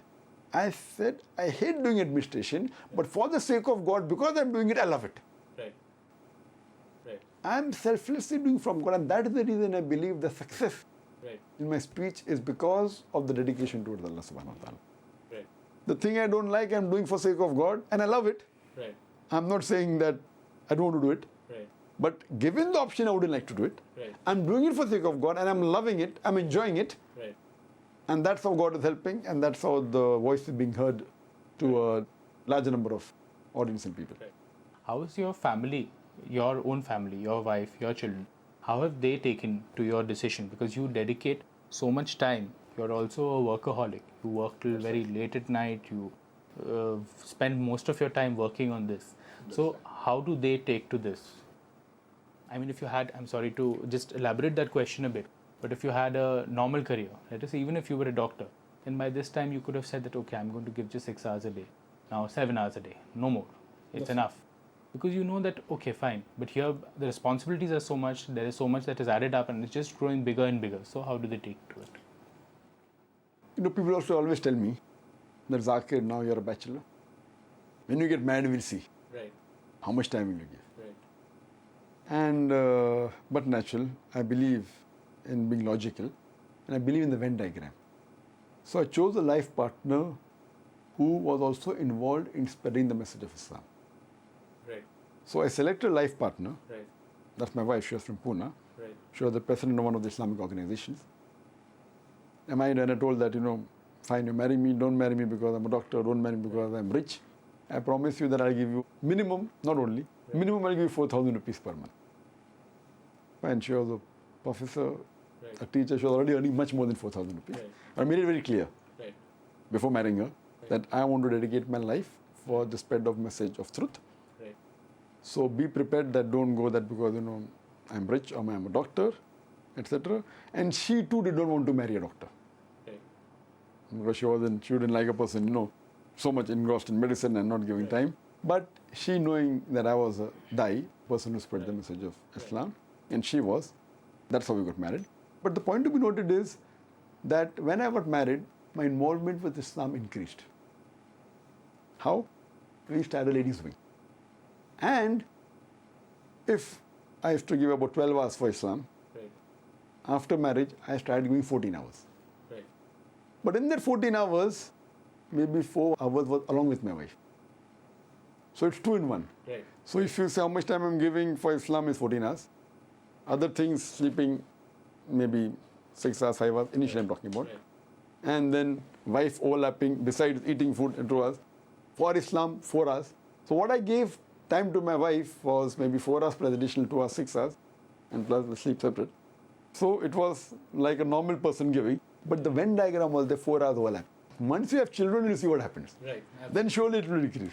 So when we had children, I started a school, Islamic International School, which was specialized in giving formal education as well as Islamic education together. So my children also became part of my life. And even they got involved in the school. So fine. So being in the school, my wife sometimes saw them. My timing increased, maybe 14 hours to about 16 hours, 15 hours. This was about a few years back. And my children also got involved in Islam. My son, as you may be aware or not aware, I don't know, that when we had the last conference in 2009, when we had called 30 best English speakers from throughout the world on Islam. Right.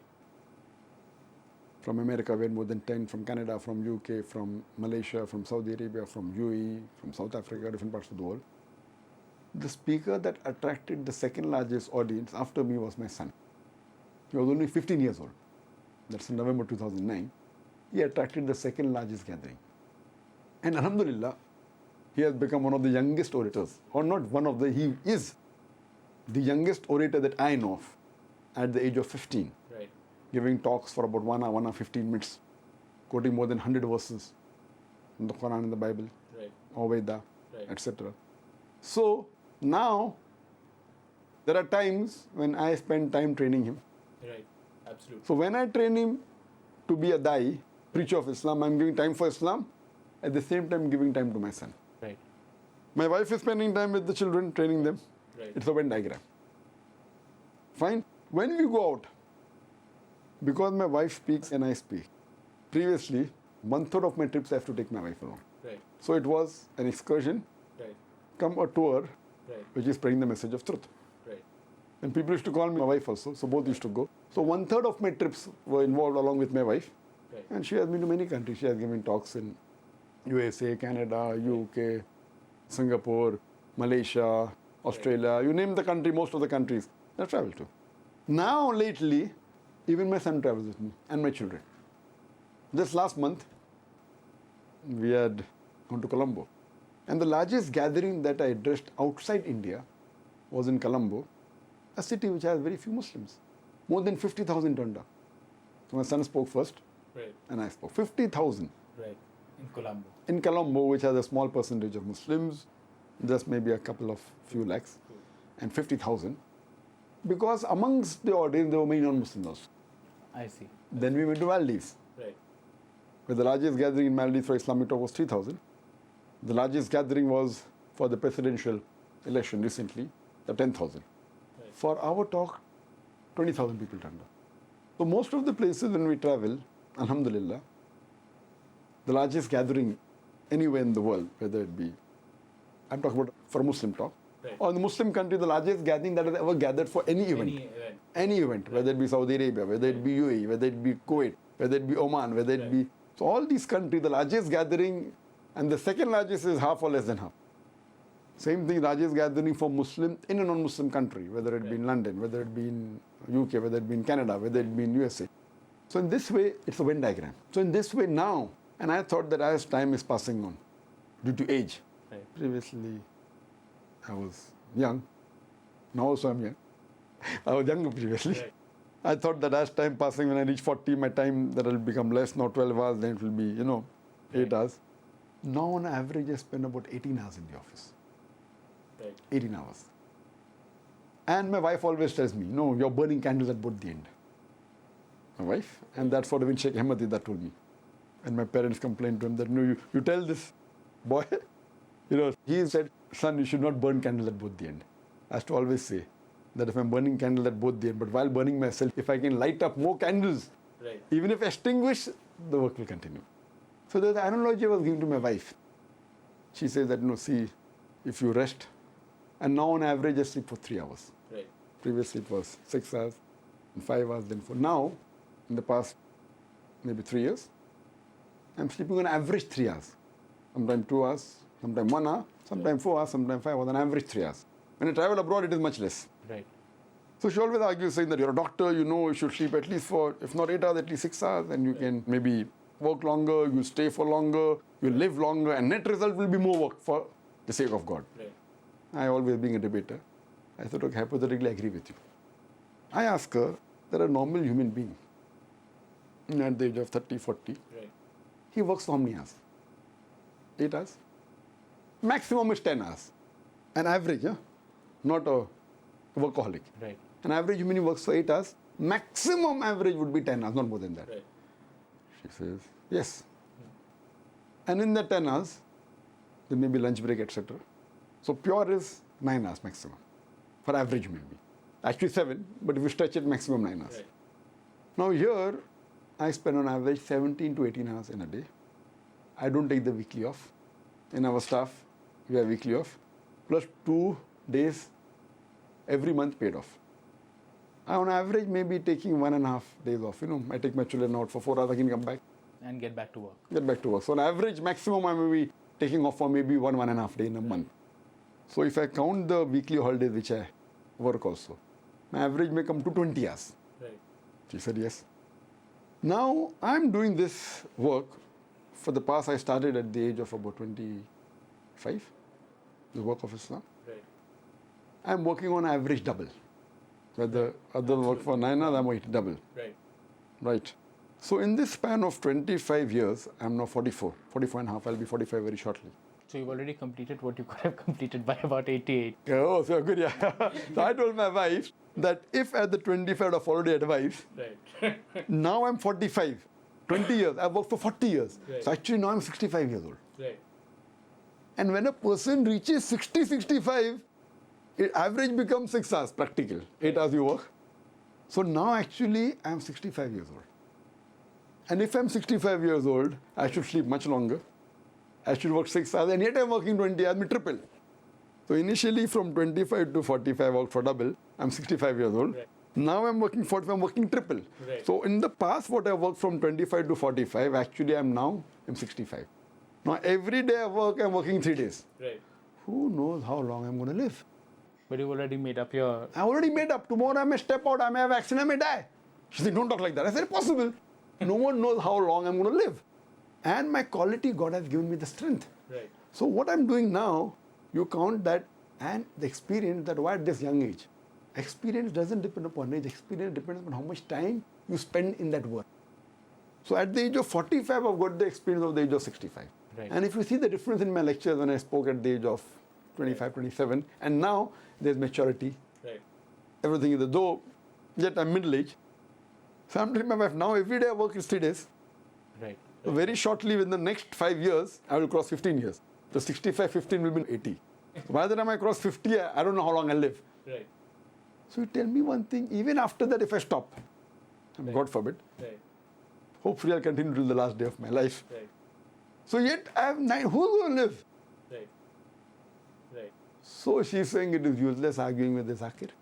Anything you say, Right. he will prove you wrong. Then they say that there's a verse in the Quran. My wife used to quote the Quran, and there's a verse in the Quran, and she knows the only thing that can convince me is a Quran from the Quran. So she, also being a dai, she tries the level best to convince me from the Quran. Right. And she used to quote the verse of the Quran saying that it is mentioned in the Quran, Almighty God says, that night has been made for you to rest. Right. So that means we're going against the Quran. Right. But she knows that I'm a debater. So I go to the other verse of the Quran which says that blessed are those people.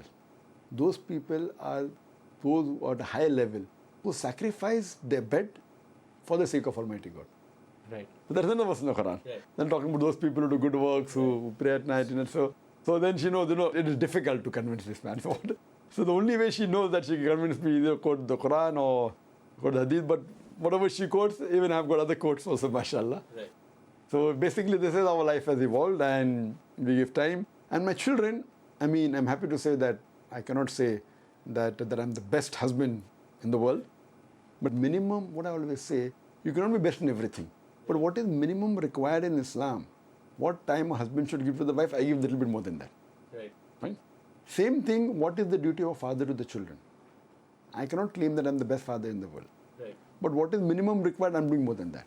My children have traveled with me to many countries in the world, maybe 15, 20 countries, and very few children at this age. My daughter with the age of 11, Right. the other daughter of maybe 13 and a half, and my son 15 and a half. They've seen the world, they've traveled a lot, they've given time. I believe in quality time. Right. So when I spend time, I even guide them, not just fun and frolic. Right. Fine, they've enjoyed life. True. They've True. been to True. most of these True. top, we can say, Orlando and Right. Disney, all. Right. They've seen the world. Right. So it's true. At the same time, when we travel, we learn a lot. Right. So that's the time we realize that, we have interaction, when we have, evening sessions, when we have dinner outside. Right. So in this way, I believe it should be a Venn diagram. So giving time for the cause of God, Right. at the same time giving time to the family and to the wife, including brothers and sisters, including my parents, all this is a Venn diagram. So all the family members, not only my immediate family, my wife and my children, even my brothers, even my sisters, even their family, even my parents, all of them got so much involved. So it's more of a package and all together, and we enjoy it. Right. When it comes to your son, sir, don't you think it's a little young for him to decide, or has he not decided his course of his future as yet? When you're talking about him being a dai, because he's just 15, do you think that at that age, because you yourself at a much later age decided after? The first time I gave a talk, I think, was at the age of 27. Right. Fine. The first time he gave a talk was at the age of 13. Right. No. Initially at the age of 8. 6, 5, 8, no, a lot. But a major talk. Now what we realized is that, that's what I always ask people, that when is the time you think about the future of your children? Right. I have to ask you, when is the earliest you should think about the future of your children? Right. So some of the people reply, yes, when they pass school. Right. So that's the time when we want to put them in college, we have to think what they have to become. What stream they have to pick. What stream? And I said, are you sure? Some people say, no. When he reaches 5th standard. Right. Some say, no, when you want to put him in school. Right. So the earliest someone has told me is when you want to put your child in school. But I disagree with that. I feel the latest, not the earliest, the latest you have to think about the future of your child is when you choose a life partner. Well, when you choose a life partner, Right. depending on what type of life partner you choose, is the latest, not the earliest. You decide what should be your future of your children. Because the person who plans well in advance is the person who's planned the best. Right. When I talk about future, people don't think only as a profession. Right. It has a whole life. True. Profession is part of it. Kind of life. So if I want my son to be religious, I would take a religious wife. Right. I can't expect to have a person who's absolutely away from religion and then want my son to be religious. Right. Fine, mean the hands of Allah subhanahu wa ta'ala, mean hands of God. But yet how we plan. Right. So your planning latest should be when you choose a life partner. Right. So you're asking, isn't 15 years too early? I feel it is already too late. Because when you bring up your child, it is the duty of the parents to instill the values in the child. If I don't instill, maybe he'll have bad friends. Right. He'll have wrong friends. He may think robbing is right. He may think, flirting around is right. So I feel when you choose your life partner is the latest that you decide about the future of your child. So regarding my son, everything has been told to him. He is brought up in an Islamic international school. And the school was mainly established to give a platform to the children 100 times better than what I got when I was a child. Right. With that intention, we started the school. There are more than 400 children studying in the school, 435 in Bombay, a few hundred in Chennai. So if you could elaborate here a bit, what do you mean 100 times better than what you got as a child? Because you came from you came from a well-to-do family, you went to a convent school, so why? See, when I say that, if you see my life history before 1987, there was no indication in my life that I would be a speaker. Absolutely. There's no training per se. Right. It is basically only God's help. If you see my life history, I was a stammerer. The last I could have expected to do anything in the world was to give a speech. Right. There was no training, there was no objective. It was absolutely like a normal human being. Right. I joined the TN Medical College, Nair Hospital, to become a doctor. When I met Sheikh Deedat, there was a turn. So now, if the people know and if they're trained at a young age, what we do, we train from the age of 4 in junior KG public speaking. Our school is one of the unique schools in the world that teaches a child from the age of 4 how to speak in front of large audiences. The youngest child in our school of less than 4 years, she gives talk in front of more than 1,000 people. Right. A child who cannot read, she is made to memorize speeches of 8 to 10 minutes with modulation, with confidence. Right. So all this is unheard of. Right. At the same time, we tell them about other religions, how to amalgamate, how to mix, how to convey the message at a young age. So this is what they have been engrounded with, telling them the values of life. Fine, we were in a normal school, we went to a medical college where the situation and the atmosphere is one of the worst in any college. It is God who saved us, So these children have a better atmosphere, habit training. I per se, I'm not Hafiz al-Quran. I don't know Quran by heart. Right. People think I know. I don't know. Right. All my 3 children are Hafiz al-Quran. My daughter at the age of 10, she memorized the full Quran. I would love to memorize the Quran. I'm not Hafiz. People think I am. It appears to be, but I'm not. So these children are far better than me. What they have certain knowledge which even I don't have now. True. In school, what they're taught, they may be having certain knowledge even I don't know now. At that time, my Islamic knowledge compared to the children, not my son, any average child who is studying in 5th, 6th, 7th, 8th or 9th or 10th, not 100 times, maybe having 1,000 times more knowledge of Islam than what I had when I was in school. Right. So that's what I say, that I will give them a platform, which is 100 times better than what I had. Right. Then it's up to them, up to their striving, up to Almighty God to see to them how they come up. Right. But I'm doing my job of giving them a platform 100 times better than what I had when I was a child. My children know Arabic as a language. I don't know. Right. I know besides English, Arabic is important. That is the language of the Quran. So my parents may not have thought it important. Now these people can speak Arabic fluently. Right. They can argue in Arabic. Right. They can give talks in Arabic. They are at a much better level. Even now, I don't know Arabic as a language today. Right. Your parents, though, were they? I mean, did you haven't spoken about that in too much of detail? When you say they were religious, what do you mean? Religious means what an average Muslim does. We used to pray 5 times a day. They would tell me to pray, I also used to pray. They used to fast. They used to give zakat. They were honest. They were modest. So what is required for a basic average Muslim was there. But the concept of conveying the message to others wasn't there. Right. So in terms of Muslim, they were good practicing Muslims. They used to give us the good values, Right. which normally they should not cheat, should not lie, Right. should be honest. All these values are there. Right. But the main about spreading the truth, or the importance of it, Right. that's what Did you have any discussions on it? Because your father was also a doctor. Did you have any discussions on religion with your father? And before you met Sheikh Ahmedida, then before the transformation occurred, did you have any discussions on religion, on understanding religion, and trying to interpret what Islam? discussion, but that were normal discussions, Right. not in depth Right. about propagation, but normally, okay, how to offer salah, how to fast, these things. And my father was socially very well connected, very well connected. Even today, he may be on boards of more than 50 to 100 different organizations. He has been president, chairman, director, vice president. He has been involved in starting many institutes. He was very well connected throughout the world. He was very well known. Right. That's what my father used to always, and he tells me now, that people initially knew me as the son of Dr. Abdul Karim Naik. Now he says, when I got, people know me as the father of Dr. Zakir Naik.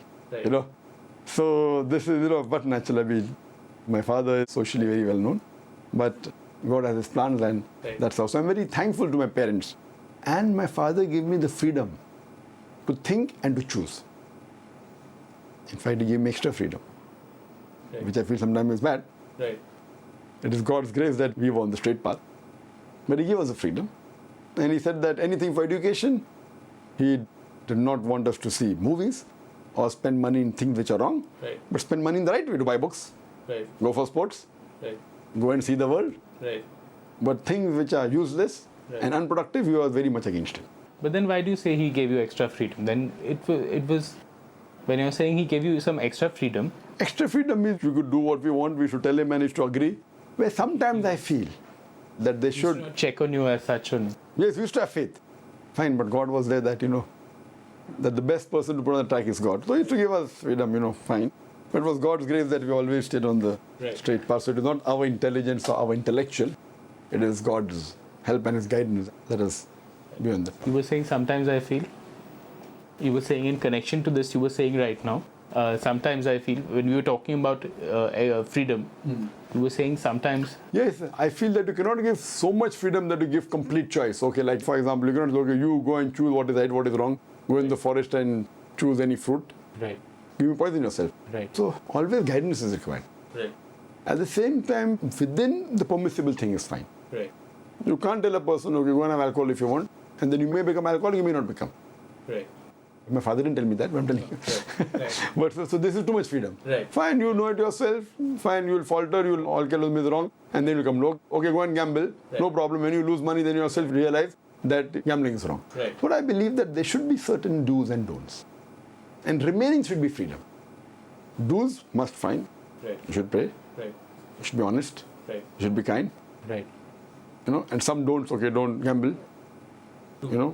So these do's and don'ts should be the few, and the remaining can be.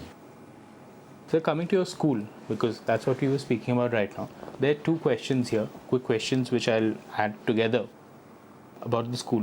One thing is that does the school allow non-Muslims to be admitted? See, our school is, as I said, that our school is a unique school, Right. which has formal education. Right. That's the international curriculum. Right. IGCSE board from Cambridge, and the Islamic. Right. So no one so far has applied because it is mainly two in one. Right. The formal education and the Islamic education. Because that Islamic education is a part of the curriculum. Part of the curriculum. Right. So no one has applied. Right. Fine. So, and in the curriculum we teach about the Quran, about this. Though we teach other religions also, but the main thing is Islam. So it is an Islamic international school. Right. It is amalgamation of what I feel that the formal education required for a person to grow up, as well as religious education. So based on that, we have only Muslim children applying, Right. and all the children studying are Muslim. Right. The second question is that what do you feel about the madrasa system in our country today? As you might well know, that there has been a debate going on for quite a while about whether the madrasas should be integrated into the mainstream, whether they should be kept. What is your view of See, as far as the madrasas are concerned, what I believe that the madrasa as a whole, Right. fine, they are giving a lot of support to the Muslim community as far as education is concerned. Right. But as science and technology is advancing, Right. the way the science and technology, if they incorporate, it will be far more beneficial for the students. So what they're doing is good. You can't say what they're doing is wrong. But if you want to get a better output, if we use the science and technology, then the output in teaching and grasping of the students improve. That's the reason there are many madrasas which are incorporating computers, English, technology. This is happening. Right. But some are doing faster than the others. Some are doing at a slow pace. Right. Some are doing at a fast pace. But overall, I feel if you incorporate, for example, now we have the complete Quran on a DVD. You want to search, Right. you press the search button, you can search any topic on it. That's what we do in the research department. So this is incorporated. If they have to research on Islam, research on Quran, they can do faster. The time required will be less. What you want can be grabbed onto the computer, there are various disks. All the books, you can have one disk, thousands of books. So research is far better and superior. In your quote, the quote which you say was misquoted, right, which has been used, which has again been taken up by the UK government where the denial of visa is concerned. Not the denial of visa, exclusion order. I already had a visa for 5 years. Visa was given, they revoked my Exclusion order, right, the revoking of. revoking of the visa. Right.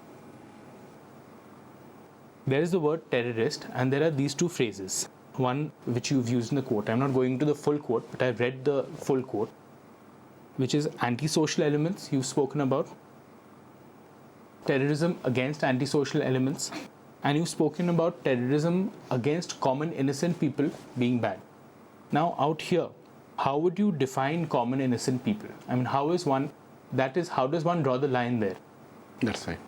And as you rightly said that if you hear the full context I said, and which you know about it, Right. which was misquoted out of context by the UK media and then believed by the UK government, what I say that, what is the meaning of the word terrorist? Terrorist by definition means a person who causes terror. When a robber sees the policeman, he is terrified. Right. So for the robber, the policeman is a terrorist. So in this context, every Muslim should be a terrorist. This is with the quote out of context. Whenever a robber sees a Muslim, he should be terrified. Whenever any criminal sees a Muslim, he should be terrified. Whenever any anti-social element looks at a Muslim, he should be terrified. Right. But I'm also aware that more commonly the word terrorist is used for a person who terrorizes an innocent human being. In this context, no human being should ever terrorize any innocent human being. As far as you're asking me, what do I define by an antisocial element? Right. For example, robber is an antisocial element, criminal is an antisocial element, rapist is an antisocial element. So anything which is detrimental to the society is an antisocial element. In short, as I told you in jihad means to strive against your own evil inclination. Jihad also means to strive and struggle to make the society better. So when I'm striving and struggling to make the society better, in Arabic it is said I'm doing jihad. Right. So here, whenever any antisocial element, a robber, a rapist, a criminal, Right. see the Muslim, should be terrified. So it was simple plain English. Right. Right. And then I said about commonly innocent human being. So innocent human, no Muslim should ever terrorize any innocent human being. Right. Now again, about every Muslim should be a terrorist. Theresa May, when she gave a press conference and told the media, Dr. Zakir Naik says every Muslim should be a terrorist. So she said it with her tongue. Right. Fine. Now if I take that clipping and put it on the YouTube, and if I show it to the USA government, that Theresa May, the Home Secretary of UK, has said every Muslim should be terrorist. I am asking, will USA ban her? Will USA prevent her from coming to USA, yes or no? Yes or no? No. No. So why these double standards? Right. So for her, they won't, but for me, they will. Why? So what I believe that YouTube clipping is not an evidence at all. You've spoken about the fact that Islamic criminal law would be the most practical law where India is concerned. What are your main reasons for this? Islamic criminal law would not be very practical. So very practical throughout the world, I say. Throughout the world. Why? Because what I say, that most of the religions, they basically speak good things. For example, Hinduism says it should not rob. Christianity says it should not rob. Islam says the same. But the difference between Islam and the other religions is that Islam, besides speaking good things, shows you a way how to achieve that state of goodness. Right. For example, robbing. All religions say should not rob. Islam says the same. So what's the difference between Islam and the other religions? Islam, besides telling not to rob, shows you a way how to achieve a state in which people will not rob. Islam has a system of zakat. That is, every rich person who has a saving of more than the nisab level, has more than 85 grams of gold, he or she should give 2.5% of that saving every lunar year in charity. If every rich human being in the world gives zakat, charity, poverty will be eradicated from this world. There will not be a single human being who will die of hunger. After that, the Quran says in Surah Ma'idah chapter 5 verse 38, that as to the thief, be it a man or a woman, chop off his or her hand as a punishment from Allah subhanahu wa ta'ala. Right. People will say, chopping off the hands in this age of science and technology. Islam is a barbaric religion. It's a ruthless way of life. And they think that if you go to Saudi Arabia, where this law is practiced, every second person in Makkah will have his hand chopped off. I have been to Saudi Arabia umpteen number of times. I have been more than 50 times. I have not come across a single man whose hands have been chopped off. Surely there may be some people whose hands have been chopped off, but it's not as common as they think. Now I'm asking a question that today America, which happens to be one of the most advanced countries in the world, do you know it also has one of the highest rate of theft and robbery and crime in the world? I'm asking the question that if you implement the Sharia in America, that every rich person who has a saving of more than 85 grams of gold, that will come to about 100,000 rupees today, or maybe $2,500, should give 2.5% of that excess wealth in charity every lunar year. And after that, if any American robs, or anyone robs in America, USA, chop off his or her hand as a punishment. I am asking the question, will the rate of robbery and theft in USA, will it increase, will it remain the same, or will it decrease? What will happen? Possibly it will decrease. It will decrease, practical law. So if you implement the Islamic criminal law anywhere in the world, whether it be Saudi Arabia, whether it be India, whether it be USA, whether UK, it will get results.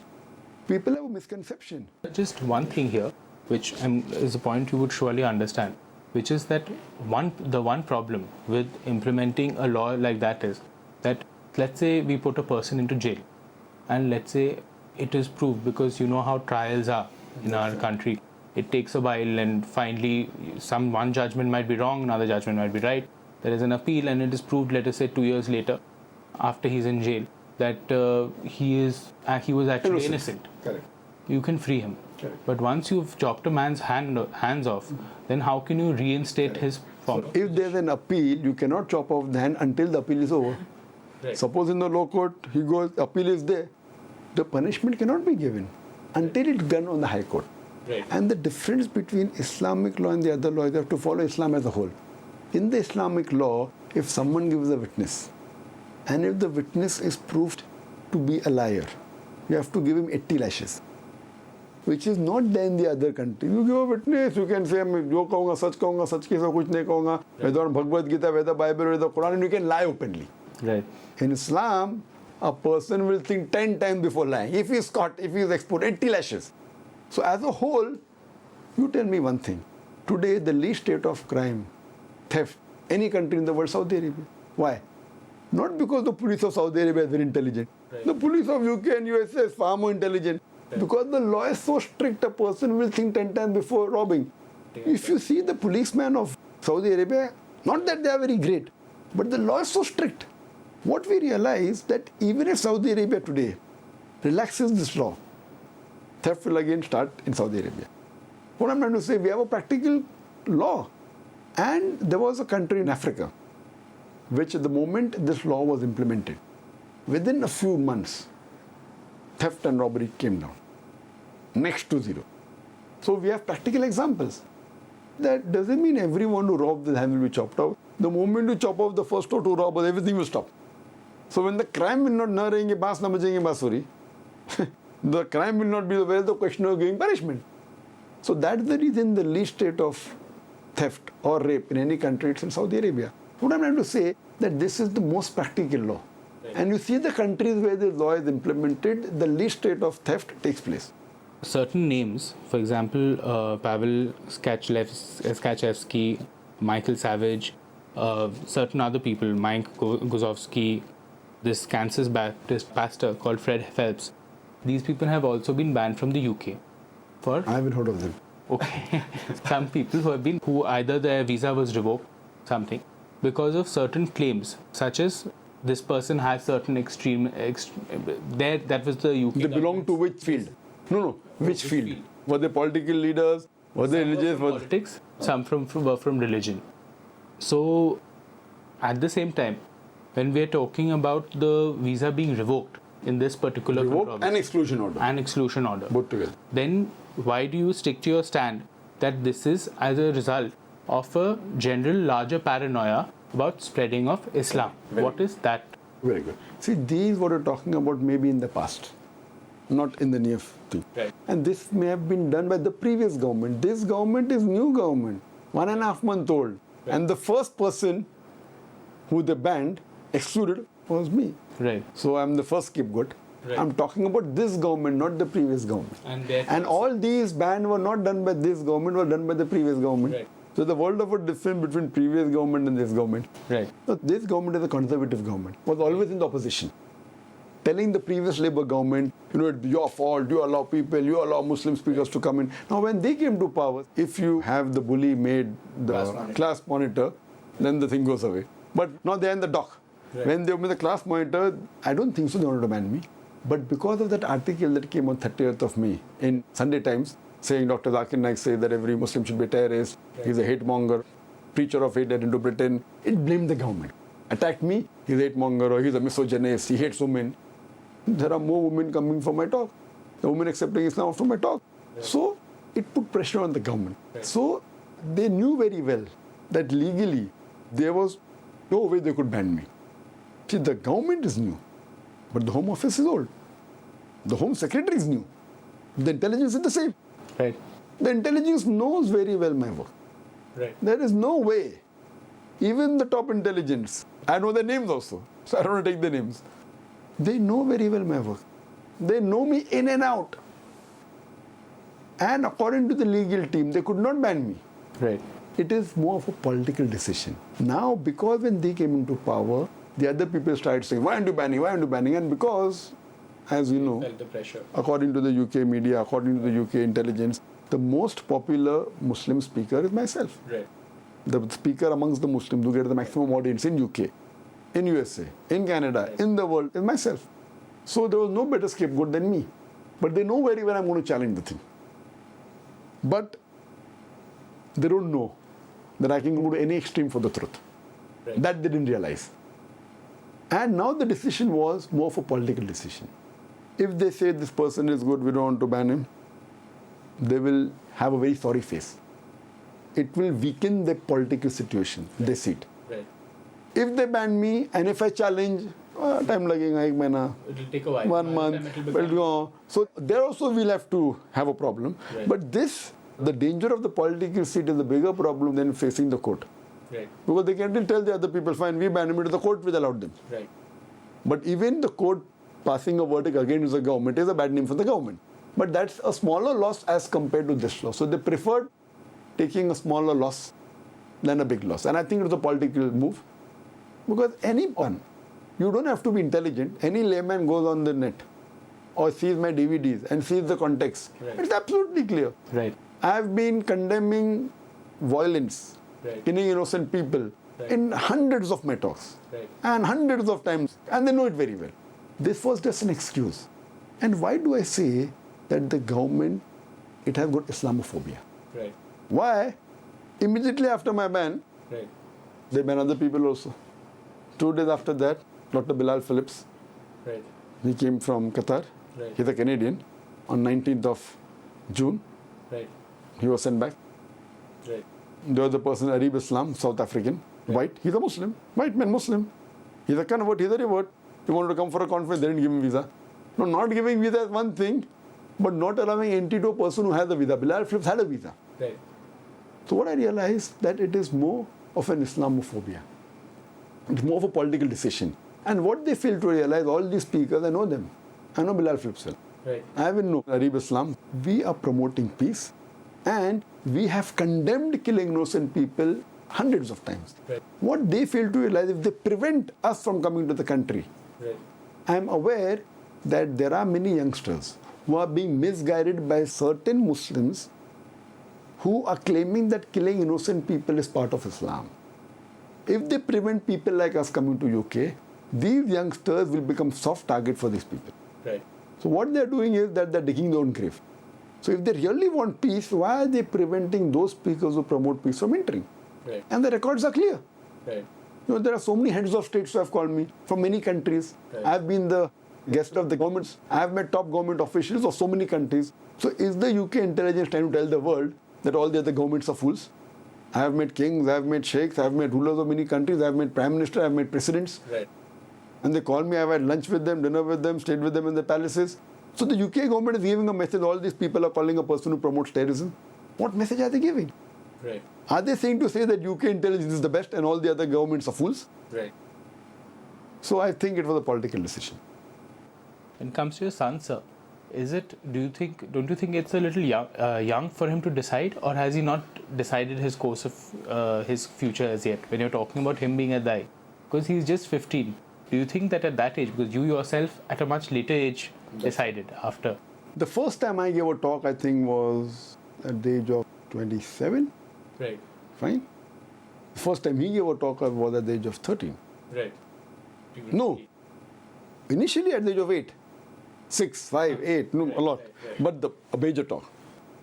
Now what we realized is that, that's what I always ask people, that when is the time you think about the future of your children? I have to ask you, when is the earliest you should think about the future of your children? So some of the people reply, yes, when they pass school. So that's the time when you want to put them in college, we have to think what they have to become. What stream? And I said, are you sure? Some people say, no. When he reaches 5th standard. Some say, no, when you want to put him in school. So the earliest someone has told me is when you want to put your child in school. But I disagree with that. I feel the latest, not the earliest, the latest you have to think about the future of your child is when you choose a life partner. Well, when you choose a life partner, depending on what type of life partner you choose, is the latest, not the earliest. You decide what should be your future of your children.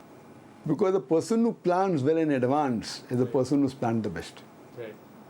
When I talk about future, people don't think only as a profession. It has a whole life. Profession is part of it. Kind of life. So if I want my son to be religious, I would take a religious wife. I can't expect to have a person who's absolutely away from religion and then want my son to be religious. Fine, mean in the hands of Allah subhanahu wa ta'ala, mean in the hands of God. But yet how we plan. So your planning latest should be when you choose a life partner. So you're asking, isn't 15 years too early? I feel it is already too late. Because when you bring up your child, it is the duty of the parents to instill the values in the child. If I don't instill, maybe he'll have bad friends, he'll have wrong friends, he may think robbing is right, he may think, flirting around is right. So I feel when you choose your life partner is the latest that you decide about the future of your child. So regarding my son, everything has been told to him. He is brought up in an Islamic international school, and the school was mainly established to give a platform to the children 100 times better than what I got when I was a child. Right. With that intention, we started the school. There are more than 400 children studying in the school, 435 in Bombay, a few hundred in Chennai. So another thing that has come into question is the death sentence for homosexuality. So where do you stand where that is concerned? My statement regarding punishment for homosexuals, I know this is a new controversy that started, and you could see two of my statements besides the one that were used in UK have blown out of proportion in the Canadian press and the Canadian media, and I even saw the clipping. One of them, oh, the Dr. Zakir Naik says that homosexuals should be put to death, and such a person should he be allowed in the country, and then showing my clipping. What they fail to realize that if we read the scriptures of other religions, even according to Jewish scriptures, as well as the Christian scriptures, it's clearly mentioned in the Bible that homosexuality is abhorrible, a detestable act, and a person should be put to death. If you read the Bible, it's mentioned in the book of Leviticus, chapter number 18, verse number 22, that anyone who has a sexual intercourse with a man, like the one he has with his wife, it is a detestable act. It's further mentioned in the book of Leviticus, chapter number 20, verse number 13, that if a person has sexual intercourse with a man, like he has with his wife, then he should be put to death. That means, according to the Bible, according to the book of Leviticus, chapter number 20, verse number 13, the penalty for homosexual is death.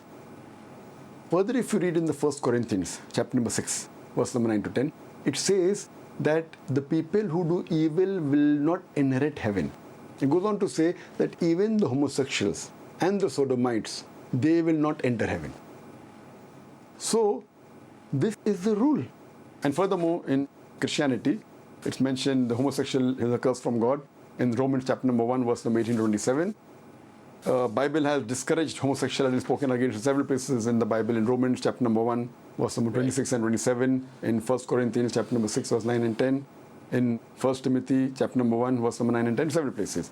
As far as the Quran is concerned, it's mentioned in the Quran in Surah Araf chapter number 7, verse number 18 to 24, that do you have lust for men in preference to women? Talking that homosexuality is wrong. And talking about the people of Lut alayhi salam and how Almighty God turned the land, the place of Lut alayhi salam, upside down. But basically the punishment in specific for homosexuality is not given in the Quran, but it's given in the sayings of the Prophet. So I think the question that was being asked, That do I say? yeah, what are you saying? Yes, then I'll come to that. Right. Our beloved Prophet said, mentioned in Sahih Al-Jami, Hadith number 1552, that the Prophet said, nothing do I fear more for my people than what did the people of Lut alayhi salam did. That is homosexuality. And furthermore, mentioned by Ibn Abbas, may Allah be pleased with him, that the Prophet cursed the one who was involved in homosexuality. Again in Sahih Jamia, Hadith number 5891. And specifically, it's also mentioned in Sahih Jamia, Hadith number 6589, that the Prophet said that the person who's homosexual, he should be put to death. Regarding, if you ask what's my view, I would say, according to the Bible, according to Christianity, according to Judaism, according to the Old Testament, according to Islam, according to the Prophet, homosexual should be put to death. So if they say a person who says that homosexual should be put to death, it is not my view. It is the view of the Bible. So if they have to ban anyone, they have to ban the Bible. If they really believe in that, then the Canadian government, they should ban the Bible. The question, I think, sir, is that is your view that this should be made, for example, like we spoke about criminal law. Do you think that this should be made a part of mainstream criminal law? If you want to implement the Islamic law every way, you will get the best result. Here I am telling them to implement the law of the Bible. But one more thing, that if they say I should be excluded and not allowed to enter the country because I say that homosexuals should be put to death, I was quoting the Bible. Right. So first they have to put a stop is to the source. The more important is the source rather than the person who repeats it. If I'm quoting the Bible, even if they agree that what I'm saying is wrong, then they should ban the Bible from Canada, they should ban the Bible from UK, they should ban the Bible from USA. So why do they have double standards? Why? Right. You tell me one thing if I'm quoting the Bible. I'm saying this is what the Bible says. And the Quran, as far as my knowledge goes, nowhere does the Quran say that a homosexual should be put to death. It is the saying of the Prophet.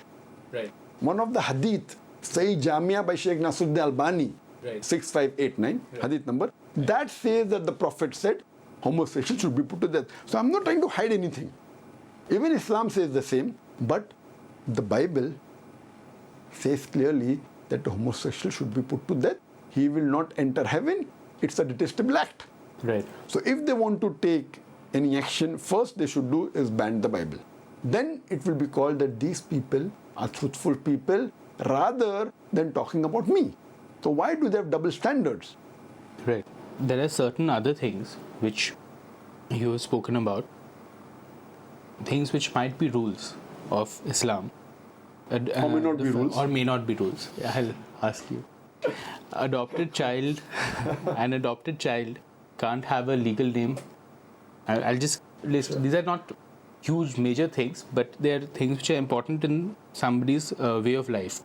Interest-related transactions, credit cards, loans, insurance, and the fact that a righteous Muslim cannot work in a bank that asks for interest. So, if these are implemented, right, then, I mean, if a person abides by these in a country, like let us say a country like India, do you feel that it is very possible to get by while abiding by these? What is your view on the implementation of these? If you can talk about each separately, then I can give the reply. Sure. Generally, it would be difficult, then you won't be convinced. So one point if you take, and then I'll club all together and talk about implementation. The fact that an adopted child can't have a legal name. Yes. In Islam, taking care of orphans is a very good act. Many a times the Quran has said, take care of the orphan, look after them. But when you take care of an orphan, you can give your fatherly love, you can give your motherly love, but you cannot give your legal name. Why? It has many reasons for that. You're getting orphan at home, giving motherly love, giving fatherly love, no problem, but not your name. Why? Because, for example, most of the time when people adopt, it's because they don't have children. Now, once you adopt suppose a boy, and after you adopt, maybe the couple, they have their own child, and maybe it's a girl. Now, in Islam, a girl and boy, once they grow up, they cannot be as close like other religions. You have to maintain the distance. You can't, catch hand and kiss each other, etc. Which normally a brother and sister can be close to one another. Now, when they grow up, but naturally, if they adopt a son, a boy, and after a couple of years they have a daughter, Right. when they grow up, and if they're given the same name, they will think they're brothers and sisters. That means they cannot marry. But in Islam, they can marry Right. because they are not of the same parents.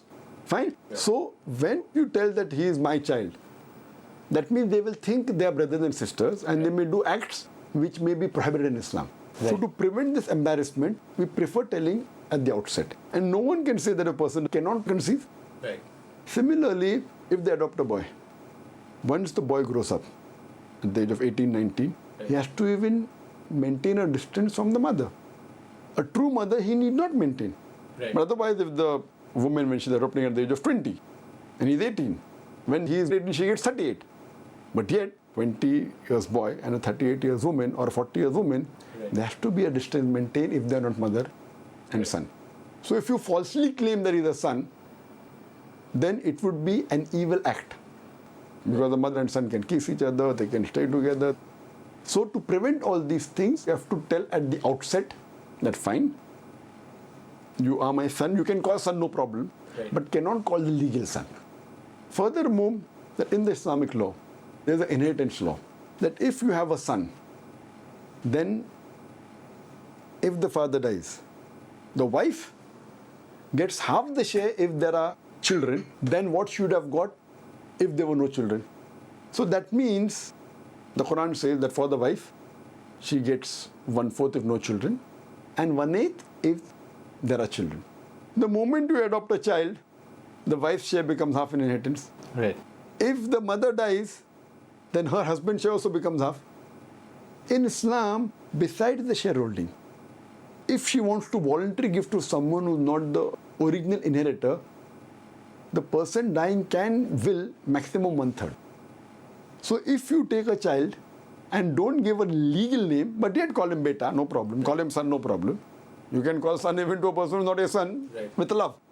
But legal name, no. So here what happens, you're not depriving anyone of the share.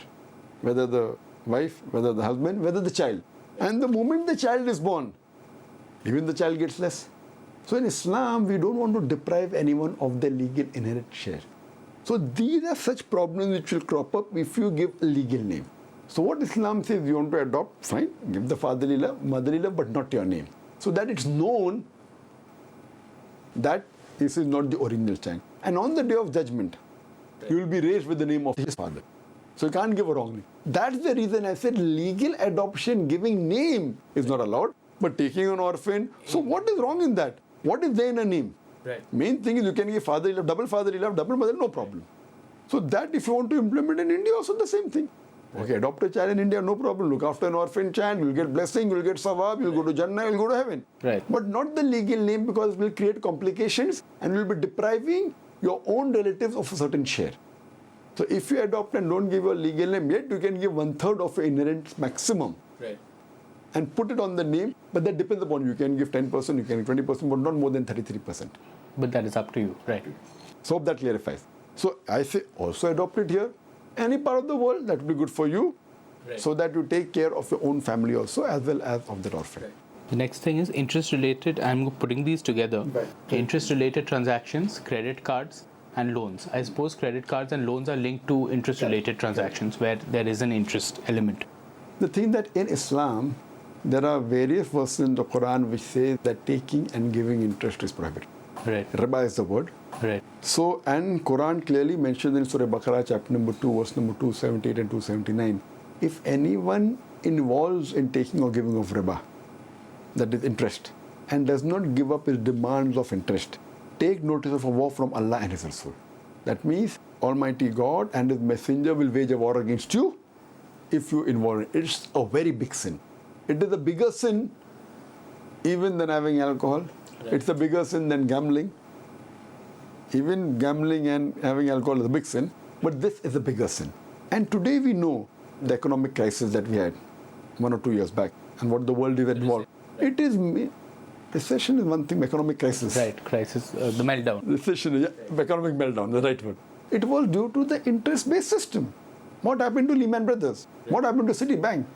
So the thing in Islam, we don't believe in interest. That's a fixed money earned for money lent. Interest by definition means money earned for money lent. In Islam, we believe profit and loss sharing. So what we believe, that if you want to do business, be a proper partner. Right. Then you're sharing the risk of loss and profit. That's the reason today most of the top companies, they're debt-free companies. Right. What did they do? They launch an IPO. They take shareholding. Now, when they take money from the people, what they say that if you make a profit, we'll give you your share. Right. If you make a loss, you share. So now the top companies involve the public so that even the public benefit. Right. Unlike the banking system, which is fixed interest irrespective whether you make a loss or profit. And because of this, there's artificial money in the world. Right. Time doesn't permit me, I can give a talk proving my interest is evil. What happens in banking system?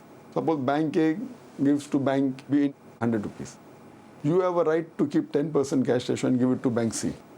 Bank C takes it, gives it to bank D. So actually 100 rupees is there. I give 100 rupees to you, you keep 10, give 90 to him. He keeps around 9 rupees, gives 81. So there's artificial money multiple times more than what is there in the society. And because of that, there is inflation. Because of that, there is all these crises. So Islam knows about that. Therefore, Islam is against interest, taking and giving, and any activity related to interest, whether it be insurance, whether it be banking system, whether it be credit cards. So banking per se is not haram.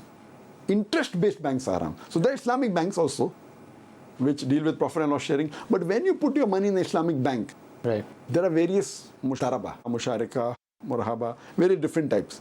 Depending upon which account you put in, your money is much secured putting in an Islamic bank, the person who deposits money, than a conventional bank.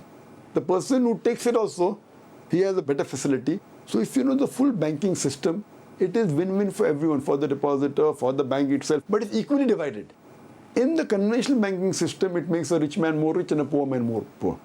A poor man cannot take loan. It is the rich man who takes loan. Right. So because of that, it is very bad for society. Islam is against it. And if Islam is against any particular act, you supporting the act is also wrong. So coming to credit card involves it. So Islamic credit card is allowed. In Islamic credit card, it is different. Right. It is not like conventional credit card that you get, 56 days allowed or 59 days allowed, and if you don't pay, then 3% every month. Right. Credit card, Islamic is different. Right. There's a fixed amount, put. Right. You put on time, nothing is charged. And if you fail, fixed. It is not related with the amount and the percentage. So Islamic credit card is allowed, conventional credit card is not allowed. Right. Your last part of the question, that working in such banks, yes, suppose if I say gambling is wrong, I am asking you that according to the government, having drugs is wrong or right? If you are working for a drug company, brown sugar, is it allowed?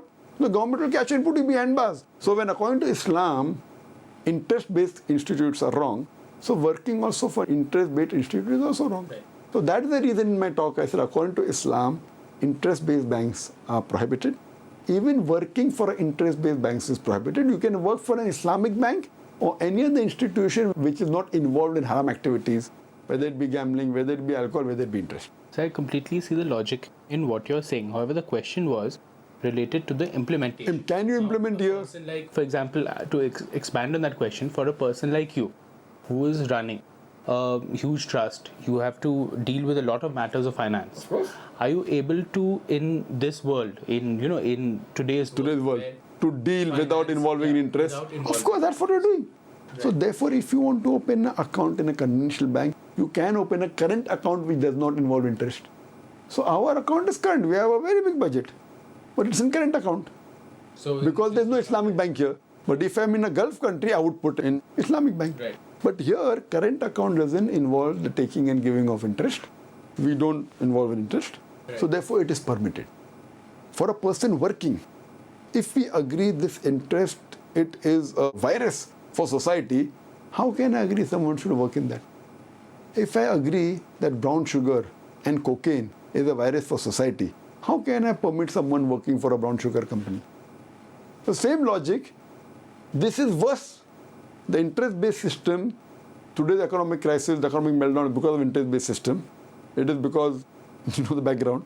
So that's the reason working in such companies, and it's a small, less than 1% of the population of India, maybe 0.1% or less than that is working in banks. That doesn't mean you work in bank, you'll go hungry. You can use your skills for better productive work for the improvement of the country and for the betterment of humanity rather than causing a loss for humanity. And so is insurance linked to this, or is that a separate? Yes, insurance, because see, insurance per se is not prohibited in Islam. But because most of the insurance companies are linked with interest based, they take your money, interest. Otherwise, there is Islamic insurance. It's like credit card. Credit card. So credit card per se, because most of the credit card involve interest is haram, but there are Islamic credit cards. Similarly, there are Islamic based insurance companies. In a normal insurance company, what they do, take your money and they put it in the bank. They may take from 10,000 people, 100,000 people, they put in the bank, they earn interest. Now, if one of them dies, they get from the interest money. In Islamic insurance, what they do, take your money and they invest in halal companies. Invest in profit and loss sharing company like shares. And then, if someone dies, they put part of the money aside. And what they do, they put a certain percentage aside for giving back to someone who has got sick or someone who has died. The majority person they put in companies which are permitted by the Islamic Sharia. If someone dies or something happens, they give from the small fund. And at the end of the day, when your maturity policy passes, in a conventional system, it is fixed. If you don't die, you get this money back. Here, you get the amount, what profit you got from all this company invested. Right. It is not fixed. So just in case you don't die, and if your policy matures, there you get a fixed amount.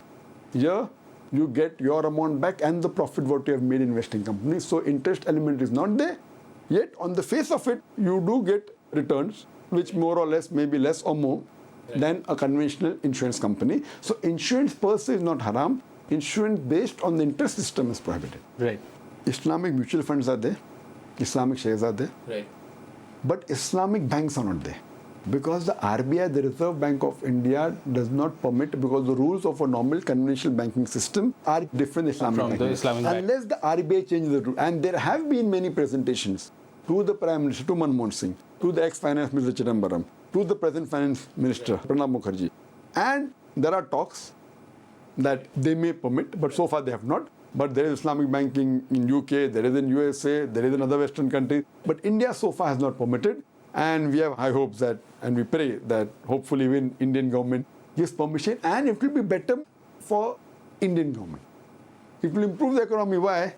If they permit Islamic banking, if they have a problem with the word Islam, scrap out the word Islam, you can say social banking. I have no problem with that. Right. Give any other word. But at least that option is given. And if they have that, there will be billions of dollars coming into India. Billions of dollars will come into India, and many of the Muslims also will involve in such banking. It will raise the economy to a great extent and would help India improve much more. Right. Right. There's another quote, like with the other quotes that we're talking about, that has been doing the round ever since this controversy has been come up. That is, again, something that I've read. I read one version which has been misquoted a bit, and I read a larger version, which is that a man has a right to beat his wife as long as he doesn't leave a mark or hit her face. Now that is again a quote which I read another quote, and there was a larger part of it. Could you just elucidate on that? Because I'm not sure about this. When the UK press on 30th of May had given certain things that every Muslim should be terrorist, other parts, Canada went a step further and introduced two new things. One thing, homosexual, which I replied. The second thing, I saw the clip. I think Toronto News coming on channel. And there is another person, Muslim preacher, going to come to Toronto in the convention center, etc., etc. And hear what he says. And I'm saying, they flashed. Point number one, beat your wife in such a way that a mark does not come. Point number two, do not beat her on her face. And then, okay, such a person, should he be allowed? And the answer is no. As though, like, we tell the police, telling the police, by marne ke maro, hit in such a way no blood comes out. Hit in such a way that no mark, what are they trying to project? Did I say that? Yes. But hear the full context. It was a question posed to me that many people pose a question regarding the Quran and said, does the Quran talk about wife bashing, wife beating? Right. And I say, no. What you're quoting the verse of the Quran, but you have failed to understand what the Quran means. And then I go on to say, what they're quoting in the verse of the Quran of Surah Nisa, chapter 4, 34, which does say that if you displease your wife, then warn her. Yet if she doesn't agree, then you stop sharing the bed with her. Then as a last resort, the Arabic word is daraba. Beat her lightly. And then I say that according to the call of Ibn Abbas, one of the companions of the Prophet, right, when someone asked him that how should you beat your wife? So he said that you should beat your wife as though you're beating with a misfaq. Misfaq means the toothbrush. So then I said that the Arabic word is beat your wife lightly. And the explanation in the saying of Ibn Abbas, may Allah be pleased with him, right, the companion of the Prophet, that with a miswak means a toothbrush. Right. And I said toothbrush also can be sometimes very hard. In modern terminology, I would say beat with a handkerchief. In such a way that you do not leave a mark on a body. Right. Point number one, right, beat in such a way that do not leave a mark on a body. Point number two, should not beat on a face. So in context, it is beat her with a toothbrush.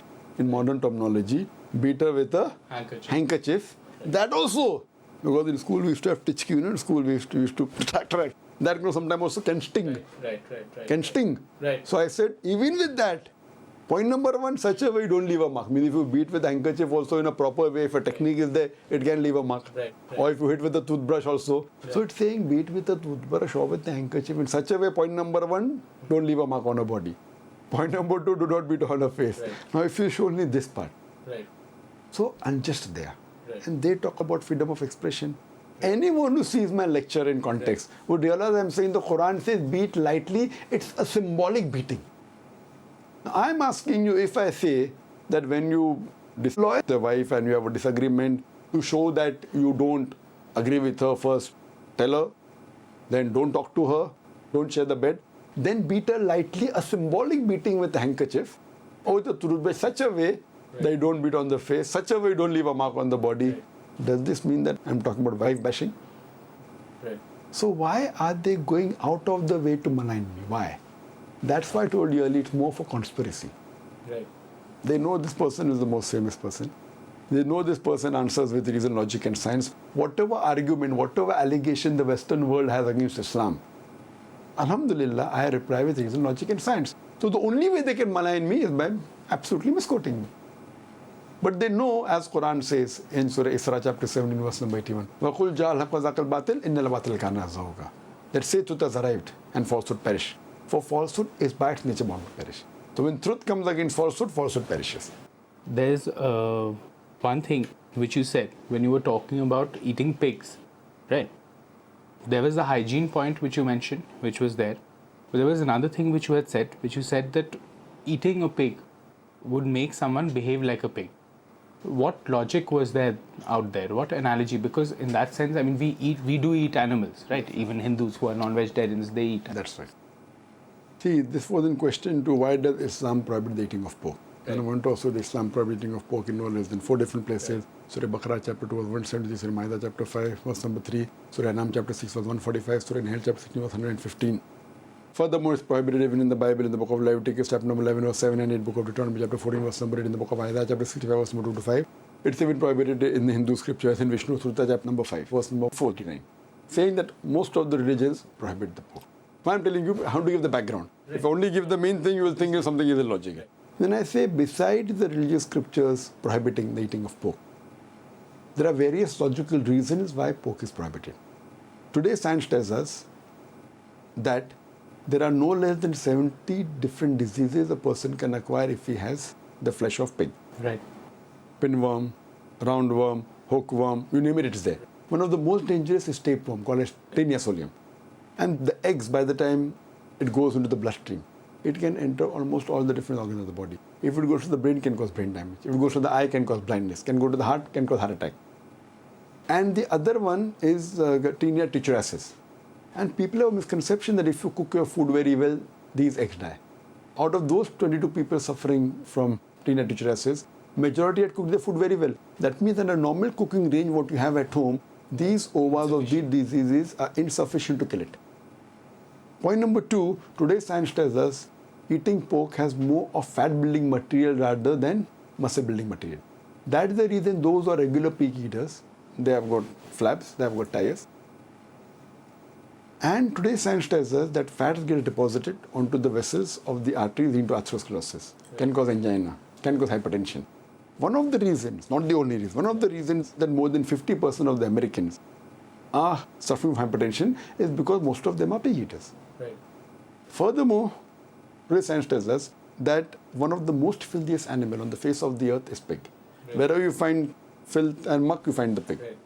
Furthermore, today also science tells us that one of the most shameless animals on the face of the earth is the pig. It is the only animal on the face of the earth which enjoys seeing its mate have sex with its friends. This is scientific. That it enjoys seeing its mate have sex with his friends. Right. Coming to your question, earlier question, what you said, that there are Hindus on non-veg. Right, or we eat other animals. Well. So do you behave like animals? Right. That's a very good question. That is a question asked to us Muslims.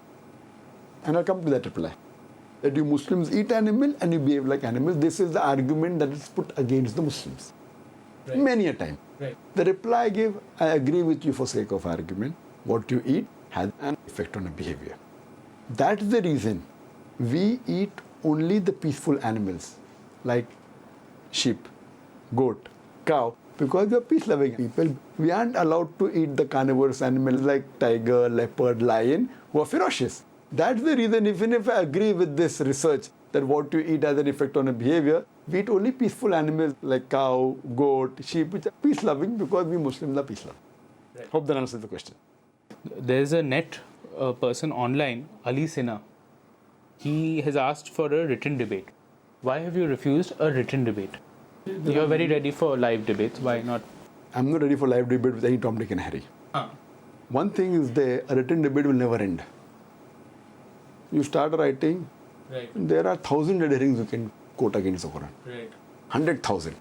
I know. Right. If I start writing, it will take me 50 years. Right. You don't have to go anywhere. Even you go on the net, you yourself, having no knowledge of Islam, go on the net, go to anti-Islamic site, you'll get 1,000 points. If written debate, why should I waste my time? My time is important. Right. As far as having a live debate, this person, Ali Sinha, he was unknown, he became famous because of me. And he says he has challenged me. The normal ruling of mine is that because of my popularity, when I give talks Right. in India, Right. in Bombay, when I give talks, there are 100,000 people coming. In other parts of India, in cities like Hyderabad, more than 50,000 people came. In cities like Bangalore, more than 50,000 people came. When I go abroad, the audiences are more than 10,000, 20,000, 30,000, 50,000. What I'm trying to say, if anyone wants to debate me, my criteria is that minimum he should be able to get an audience of 10,000 for his talk individually. Why? Not because I'm boasting of myself. Any Tom, Dick and Harry wants to debate with me to get famous. Right. I don't want anyone to ride on my bandwagon. So there are hundreds of people. And also you won't They have know. time. Then the 100 people will line up. Time is one thing, secondary. Right. Okay. First, they want to get famous. And if they know that if they have a debate with me, it will be recorded. But badnaam hai to naam nahi kya. Right. Even if you're infamous, you get famous. Right. So that's the reason I put a criteria that anyone wants to debate me, he should have a following and should be able to get at least minimum 10,000 for the talk individual, not 10,000 in a conference. In a conference, people are coming for the speaker, then he gives a short speech. No. Individual for his talk. And I know hundreds of people who can get more than 10,000 people in this world. For example, Shishi Ravi Shankar, for example, Ramdev Baba, for example, Billy Graham, all these people. Maurice Rello, Benny Hinn. Right. Right. What I'm trying to say, but I cannot get, I'm unknown, but I'm intelligent. So then I tell him, okay, give your matter to a person who's famous. If he agrees with it, he will use the matter and debate with me. Right. If he doesn't agree, that means he doesn't feel you're worth listening to. So you give it to someone who you can convince. Why are you wasting my time? First or another time. You convince someone who's famous. Right. Why don't you convince me? I don't want to waste my time. Convince someone who's of your religion, whether Hindu or a Christian. Convince him, he will listen to you, and let him use that matter. I'm willing. Alternately, you can have a debate with my student. Alternate is there. Okay. So why aren't they willing to have a debate with my student? Come. I'm not going to come. They come here. I will organize. Right. Anyone who wants to debate. Right. There are many of my students, many of my colleagues. But no, they want to debate with me. Why? Because if they debate with me, they'll come on the satellite. If they debate with my student, they will not be known. Right. So it is the intention. He's saying have a written debate. Right. Who has the time? Even I won't let my student also have a written debate because I know written debate will never end. It will take a very long. That means this person, he doesn't have knowledge only. Right. He will go to any anti-Islamic side. Therefore, written debate is not a debate.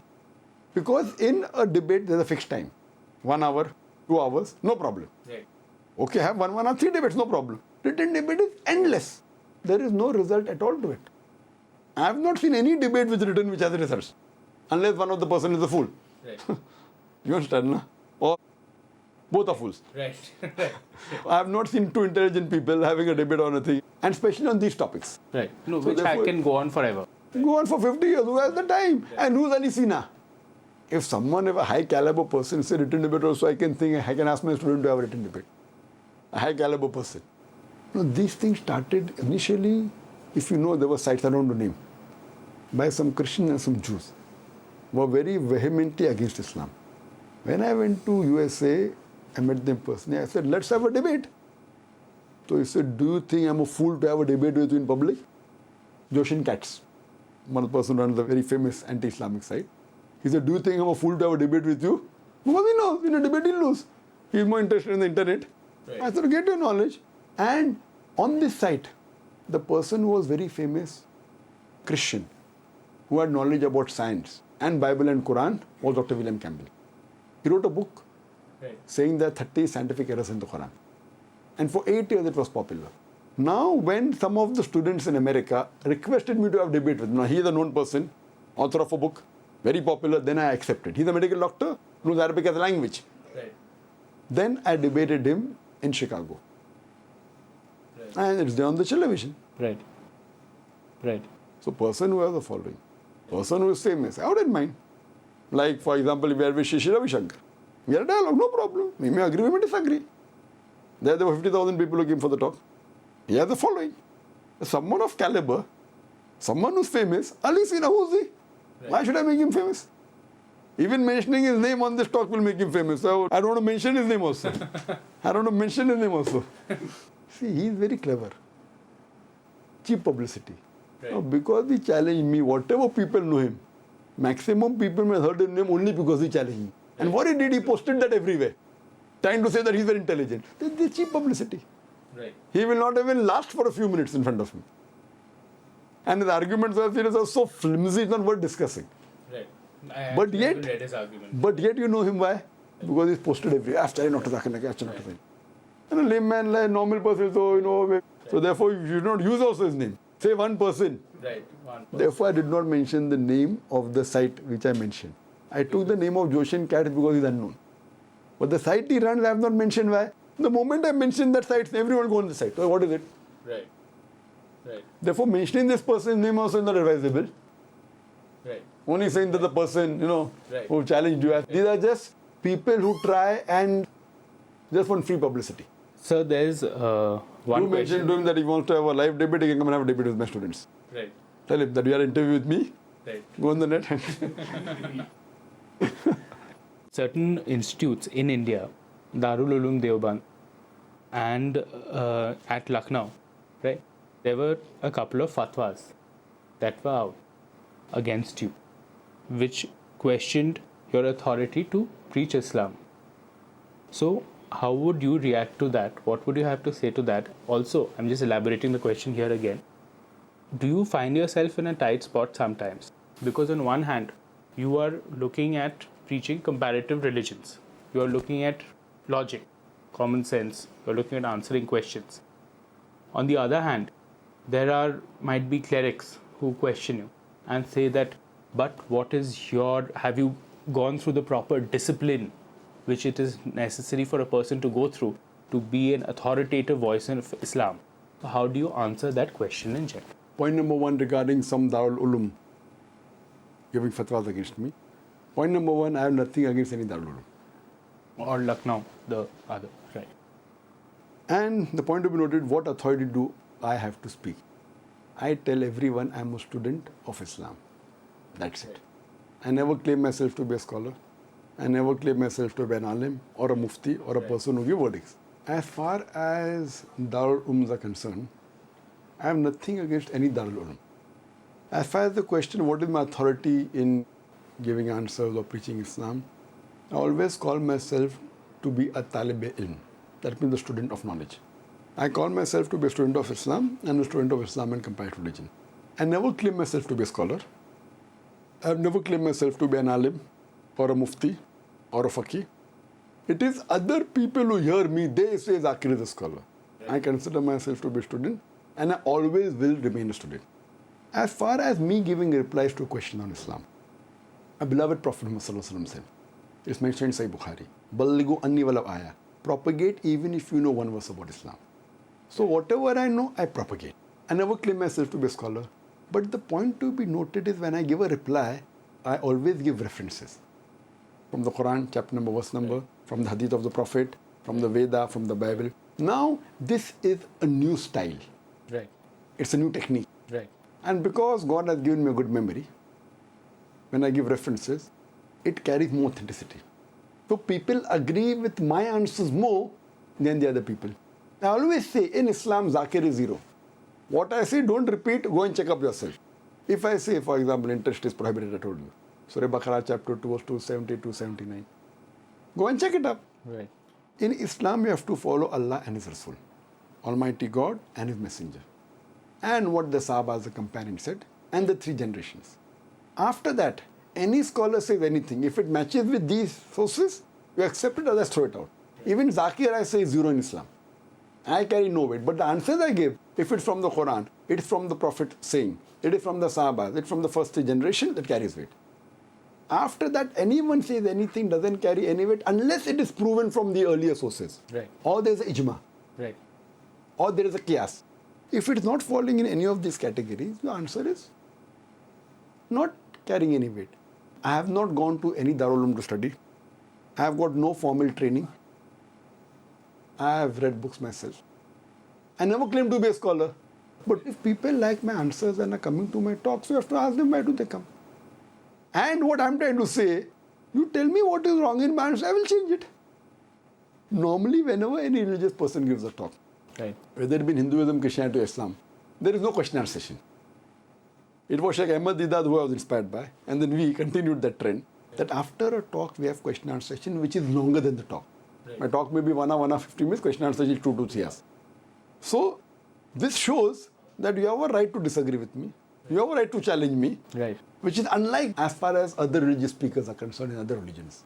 Especially, I think formal religious speakers. Formal. Because in that case, Formal. by formal I mean people who, like you mentioned, have been formally trained and all. Even informally trained also you don't have. Or you don't have the question answer. They may be, now this trend has started. In our organization, when we call them, we force them, you have to even answer questions. They may ask questions on a low level, but not in public speeches. So they give public speech and they sit down. Right. So it's a one-way traffic. Right. So because we allow question answer sessions, this big audience, that means you can question me. You can disagree with me. If I give a lecture and sit down, that means I'm putting my opinion on you without allowing you to think, without allowing you to question. So because of this question answer session, more people are coming for the talk. And when I reason with them, see, giving an answer is easy. Giving a convincing answer is difficult. So because of this popularity, and I am a person who gets different groups together. Not only do I get all the different religions together, as I said, right. Hindus, Christians, Muslims together, I even give the various different Muslim groups together. Right. And because I believe that Muslims should be united, based on the Quran and the sayings of the Prophet. Right. Now, everyone having their own small groups, they get threatened. That Zakir is getting everyone together. My aim is to get the Muslims together, get the humanity together. I never belong to any group, I call myself a Muslim. And that's the reason. I never criticize any group. Though they criticize, there are people criticizing me, I have the policy that when people throw stones at you, raise yourself so high so that the stone doesn't reach you. With this philosophy, we keep on working. Never in my talk will you ever find me criticizing any other group of Muslims. Right. My views may differ, that's a personal view. But never in public do I say that. Same thing, even in public, I never criticize any religion, I get them to come in terms. I can give a bigger talk on the differences Right. between various religions. Right. Unless it's the debate like William Campbell, a few times I've done. Right. Otherwise, generally I never. In question and answer, someone forces me to say something different. In talks, I always get the different human beings of different religions together. That's the reason in my talk, more than 25% of the audience are non-Muslim. There was another statement again which has been taken up because of this controversy, which is about women invite molestation by wearing revealing clothes. No, it was Western women. The quotation allegation against me in the Sunday Times was Western women because they were revealing clothes, they invite molestation. Would you like to clarify that? Yes. Never ever have I said Western women invite people, the molesters and rapists because of it. What I give, normally I give an analogy. That if there are two twin sisters, who are very beautiful, if they're walking down the streets of the city where I work, if I'm in Bombay, I say walking down in Bombay. If I'm in Dubai, I say in Dubai. If I say in London, I say in London. If two twin sisters who are equally beautiful, very beautiful, walking down the streets of Dubai, walking down the streets of London, and if one twin sister is wearing a hijab, complete body covered, except the face and hands up to the wrist, the other twin sister, she is wearing Western clothes, mini skirts or short, or a low neck or a deep neck. And if both of them are walking down the streets of Dubai, and round the corner there is a hooligan waiting for a catch, going to tease a girl, which girl will he tease? And the answer is, but naturally the girl wearing the Western clothes. That doesn't mean I'm degrading the Westerners. I'm saying clothes which are revealing. And what I'm trying to say, if you have revealing clothes, it invites people to tease you, to molest you, to rape you. And this was by the same Sunday Times. They said because of this attitude, because of this thinking, Zakir is a misogynist, is a person who hates women. And what we did, we went to the same website or the same paper, and we found just a little bit more than a year back, on the 9th of March 2009, there was an article that 1 in 7 believes that it should hit a woman for wearing revealing clothes. And there's an article that came in the same paper. Sunday Times itself. Times.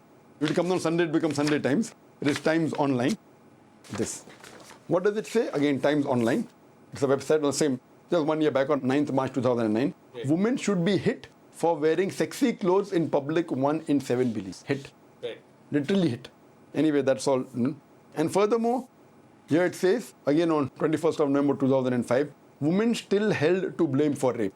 Many people believe that flirting or wearing revealing clothes is an invitation to sexual predators. Furthermore, the article says, again by the same person, by Alexander Freen, the survey also found that 26% of adults believe that a woman was partially or totally responsible for being raped if she was wearing sexy or revealing clothes. Now, I did not use the word sexy because I finished too obscene, to use in my lecture. I said revealing clothes. So because of this views, they call me a misogynist. I'm asking the same newspaper. 1 year back, they carry a report that women should be hit. 1 in 7 believe. That Hit. For whatever reason. Women should be hit for wearing sex. Hit. 1 in 7 believes. right, That's equal to about 14%. right, Somewhere close to 14%. Should be hit right, for wearing revealing clothes. right, Here it says 26% of adults, in which many are women. The survey also found that 26% of the adults believed that a woman was partially or totally responsible for being raped if she was wearing sexy or revealing clothes. That means this Times and Sunday Times itself, they are misogynist. So all these 26% of Britishers, right. 1/4 of Britishers believe that. That means these 1/4 Britishers are also misogynist.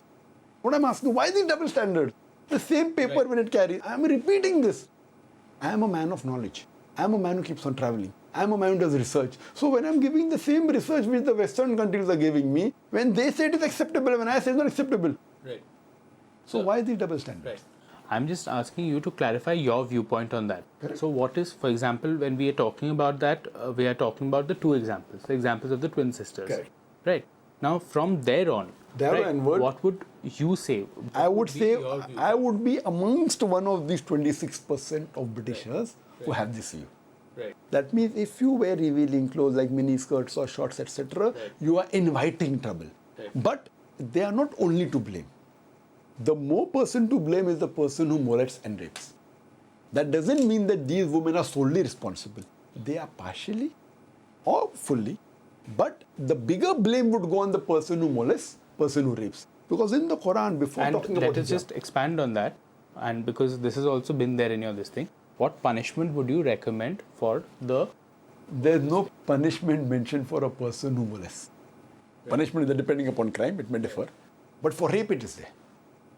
The punishment for rape in Islam, again, is not mentioned in the Quran. Right. It's in the saying of the Prophet that the person should be put to death. Right. Now, I go ahead and say that one of the countries which has the maximum number of rapes is USA. Right.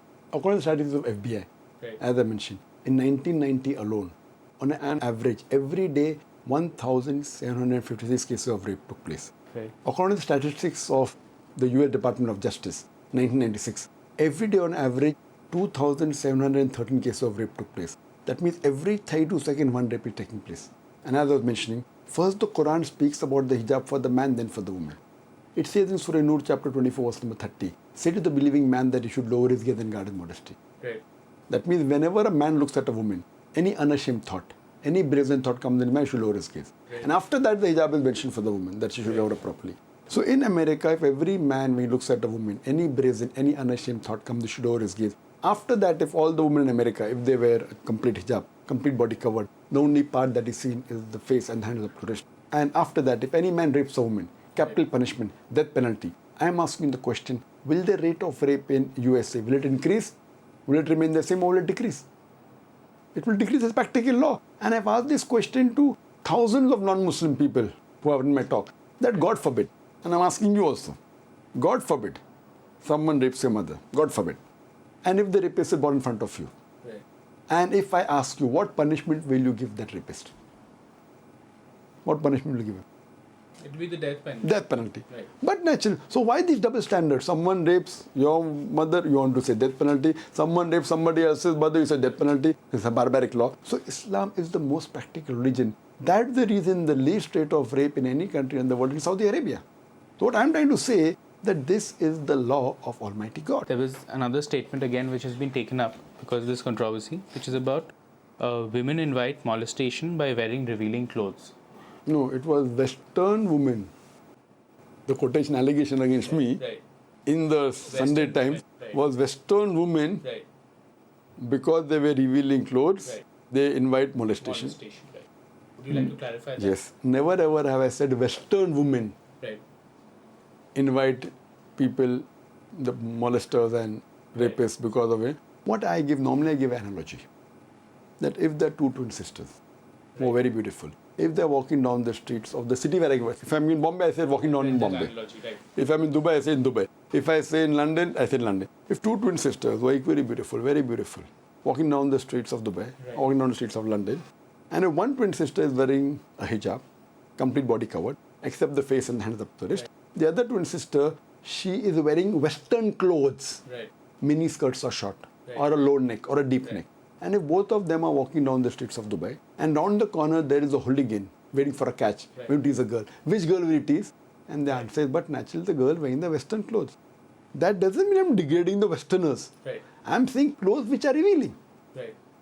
And what I'm trying to say, if you have revealing clothes, it invites people to tease you, to molest you, to rape you. And this was by the same Sunday Times. They said because of this attitude, because of this thinking, Zakir is a misogynist, is a person who hates women. And what we did, we went to the same website or the same paper, and we found just a little bit more than a year back, on the 9th of March 2009, there was an article that 1 in 7 believes that you should hit a woman for wearing revealing clothes. And there's an article that came in the same paper. Sunday Times itself. Times. If it comes on Sunday, it becomes Sunday Times. It is Times Online. This. What does it say? Again, Times Online. It's a website on the same, just 1 year back on 9th March 2009. Women should be hit for wearing sexy clothes in public, 1 in 7 believes. Hit. Literally hit. Anyway, that's all. And furthermore, here it says, again on 21st of November 2005, women still held to blame for rape. Many people believe that flirting or wearing revealing clothes is an invitation to sexual predators. Furthermore, the article says, again by the same person, by Alexander Freen, the survey also found that 26% of adults believe that the woman was partially or totally responsible for being raped if she was wearing sexy or revealing clothes.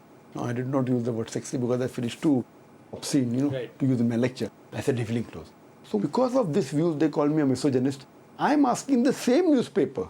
1 year back, they carry a report that women should be hit, 1 in 7 believe. That hit, for whatever reason. Women should be hit for wearing sex. Hit, 1 in 7 believes. That's equal to about 14%. Somewhere close to 14%. Should be hit for wearing revealing clothes. Here it says 26% of adults, in which many are women. The survey also found that 26% of the adults believed that a woman was partially or totally responsible for being raped if she was wearing sexy or revealing clothes. That means this Times and Sunday Times itself, they are misogynist. So all these 26% of Britishers, 1/4 of Britishers believe that. That means these 1/4 Britishers are also misogynist. What I'm asking, why these double standards? The same paper when it carries. I'm repeating this. I am a man of knowledge. I am a man who keeps on traveling. I am a man who does research. So when I'm giving the same research which the Western countries are giving me, when they say it is acceptable, when I say it's not acceptable. So why these double standards?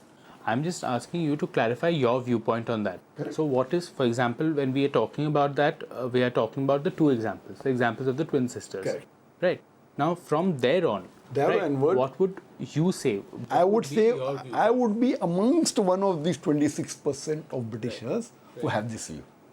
That means if you wear revealing clothes like mini skirts or shorts, etc., you are inviting trouble. But they are not only to blame. The more person to blame is the person who molests and rapes. That doesn't mean that these women are solely responsible. They are partially or fully. But the bigger blame would go on the person who molests, person who rapes. Because in the Quran, before talking about let us just expand on that. And because this has also been there in your this thing, what punishment would you recommend for the... There's no punishment mentioned for a person who molests. Punishment is depending upon crime, it may differ. But for rape, it is there. The punishment for rape in Islam, again, is not mentioned in the Quran. It's in the saying of the Prophet that the person should be put to death. Right. Now, I go ahead and say that one of the countries which has the maximum number of rapes is USA.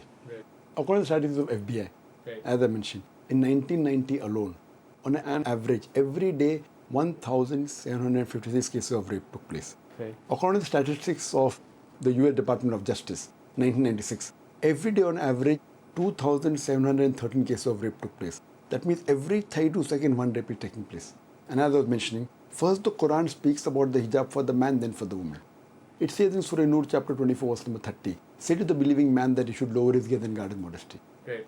That means whenever a man looks at a woman, any unashamed thought, any brazen thought comes in the man, should lower his gaze. Right. And after that, the hijab is mentioned for the woman, that she should wear it properly. So in America, if every man, when he looks at a woman, any brazen, any unashamed thought comes, they should lower his gaze. After that, if all the women in America, if they wear a complete hijab, complete body covered, the only part that is seen is the face and hands up to wrist. And after that, if any man rapes a woman, capital punishment, death penalty. I am asking the question, will the rate of rape in USA, will it increase? Will it remain the same or will it decrease? It will decrease as practical law. And I've asked this question to thousands of non-Muslim people who have in my talk, that God forbid, and I'm asking you also, God forbid, someone rapes your mother, God forbid. And if the rapist is born in front of you, Right. and if I ask you, what punishment will you give that rapist? What punishment will you give him? It will be the death penalty. Death penalty. Right. But natural. So why these double standards? Someone rapes your mother, you want to say death penalty. Someone rapes somebody else's mother, you say death penalty. It's a barbaric law. So Islam is the most practical religion. That's the reason the least rate of rape in any country in the world is Saudi Arabia. So what I'm trying to say, that this is the law of Almighty God. And the same thing is in the Bible.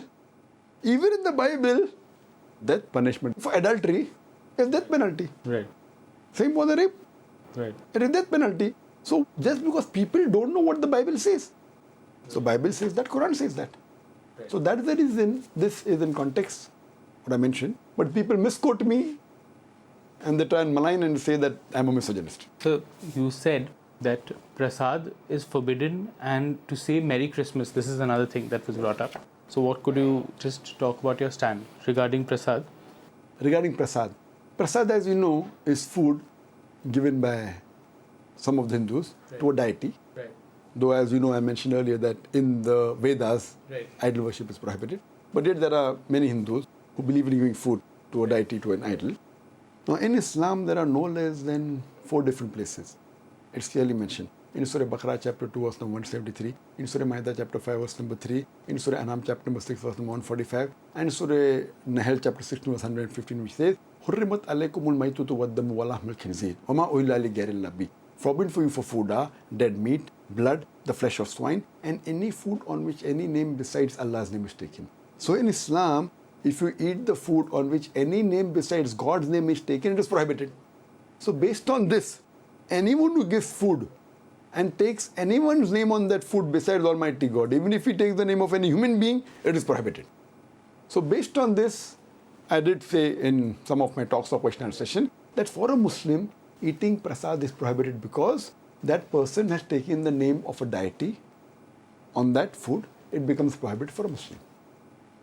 Come to the second question about The second question is about the Merry Christmas. Merry Christmas. If you know Christianity, that Christmas is celebrated by the Christians because they assume that Jesus Christ, peace be upon him, was born on the 25th of December. When you go to historical records, there's no proof at all that he was born on 25th of December. They celebrated Christmas because it was the birth of the sun god Ra from paganism. But that's besides the point. But the Christians believe that Jesus Christ, peace be upon him, is the begotten Son of God and he was born on 25th of December. Nose billah, God forbid. Now, if a Muslim wishes a Christian Merry Christmas, that means he is wishing the Christian that happy day, and today is the birth of the Son of God, Jesus Christ, peace be upon him. This is not permitted in Islam. Because I'm agreeing with the Christian, I'm giving Shahada, I'm bearing witness that God begot a son. Right. By the name of Jesus Christ, peace be upon him, Nauz billah, God forbid, on 25th of December. This is blasphemy. Because Quran clearly says in many places, including Surah Ikhlas, chapter number 112, verse number 3, Lam yulid wa lam yulad. He begets or no, he is begotten. Quran says in Surah Maryam, chapter number 19, verse number 88 to 92, that وَقَالُوا اتَّخَذُوا الرَّحْمَنُ وَلَدًا لَقَدْ جِئْتُمْ شَيْئًا إِدًّا. That if anyone says Allah has begotten a son, it is the biggest sin, it is the biggest crime. As though the sky is ready to burst, the mountain to fall down to utter ruin, and the earth to split asunder. So I'm telling this Islamically is wrong. No, those people who don't have knowledge of Christianity, don't have knowledge of Christmas, who know religion just superficially, how most of the Indians and human beings know, they will think it is nothing, it is just merrymaking. So that's the reason I object, that if you know the reason, and if you know why it is said, if you go to the depths, and go to the roots. The Christians celebrate Christmas as the birth of Almighty God. Jesus Christ, begotten Son of God, which is not proven from the Bible. It is not authentic also and goes against our religion, Islam. Do you think George Bush was responsible for 9/11? I personally don't know. But I've given in my talks, I've said that there are proofs. According to 75 professors, there was an article that came on the 7th of September 2006. The heading of the article was 75 professors believe 9/11 was an inside job. And in the article it mentions that 75 professors and scientists, they believe there were a group of warmongers in White House who were responsible for 9/11, Right. so that they could invade and control oil-rich Muslim countries. And scientists. And there are many DVDs, documentaries, like Loose Change, like 9/11 Fahrenheit, which have given evidence and proof that 9/11 was an inside job. So you can see my video cassette, It's the Muslim Monopoly. I've repeated the proofs. Right. On one hand, when you see BBC and CNN, they give a different picture. Right. But the 75 professors and scientists, I being a doctor, their arguments are more logical. Yet, what I say, I don't know. One hand it says George Bush, BBC and CNN say something else, so I say I don't know. I'm repeating the evidence because Quran says in Surah Hujurat chapter 49 verse number 6 that when you get information, check it up before you pass it on to the third person. Though the arguments of 75 prophets and scientists are more logical, more scientific, yet I say I don't know. So you were in Bombay. You are a Mumbaiker. So you have experienced two very tragic events. One is the Bombay riots. The other is the bomb blasts that happened in there after the riots. 1993. Yeah. 1993, we're talking about the train bomb. The first one. That's right. The first ones that happened.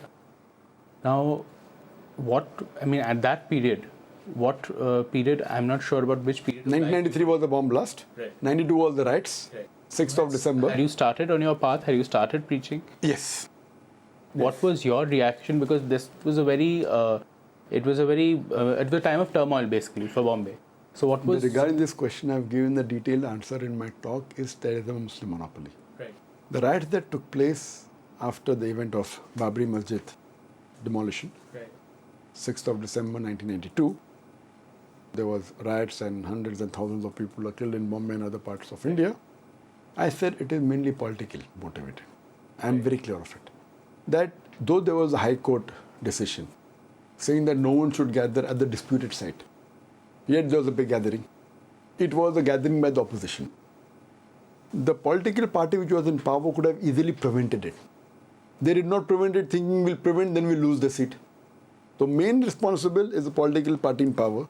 When Supreme Court said that no one should gather at the disputed site, yet they allowed. Second responsible is opposition, because for their vote bank they gathered many people. Right. It was planned. Right. It wasn't that it was a spontaneous decision. Right. You could see in the channels the bomb was put. It was not with lathis and with the trishul that you could get the whole structure down. Right. For hundreds of years. It was planned. So first responsible is the political party in power. Second responsible is the oppositions. The whole thing spread. The police could have prevented the riots. Fine, initially there were riots from the Muslim side. Right. Then there was backlash from the Hindu side. Right. If the police wanted, they could have prevented easily. The third responsible is the police. There were people who instigated the common Indians and the Hindus to fight against the Muslims. Right. What I believe, the common Hindus and the Muslims, they're good to each other. It is a few handful politicians who engineer all these riots. Right. They are responsible for the seat. They misguide the common man and they force them to have rights. Right. Police could have stopped it. A few police who wanted to stop, they were put pressure by the politicians. Third to blame is the police. Fourth is that they instigate the common man. And after that you find a backlash after a few months, 1993 bomb blast. Right. In no way according to the Quran, even if atrocities have been done on the Muslim, if the person has done it, you'll catch him, give it to the police, give a punishment, no problem. But because one group of particular religion causes atrocities on you, you cannot kill an innocent person of the same religion, someone else.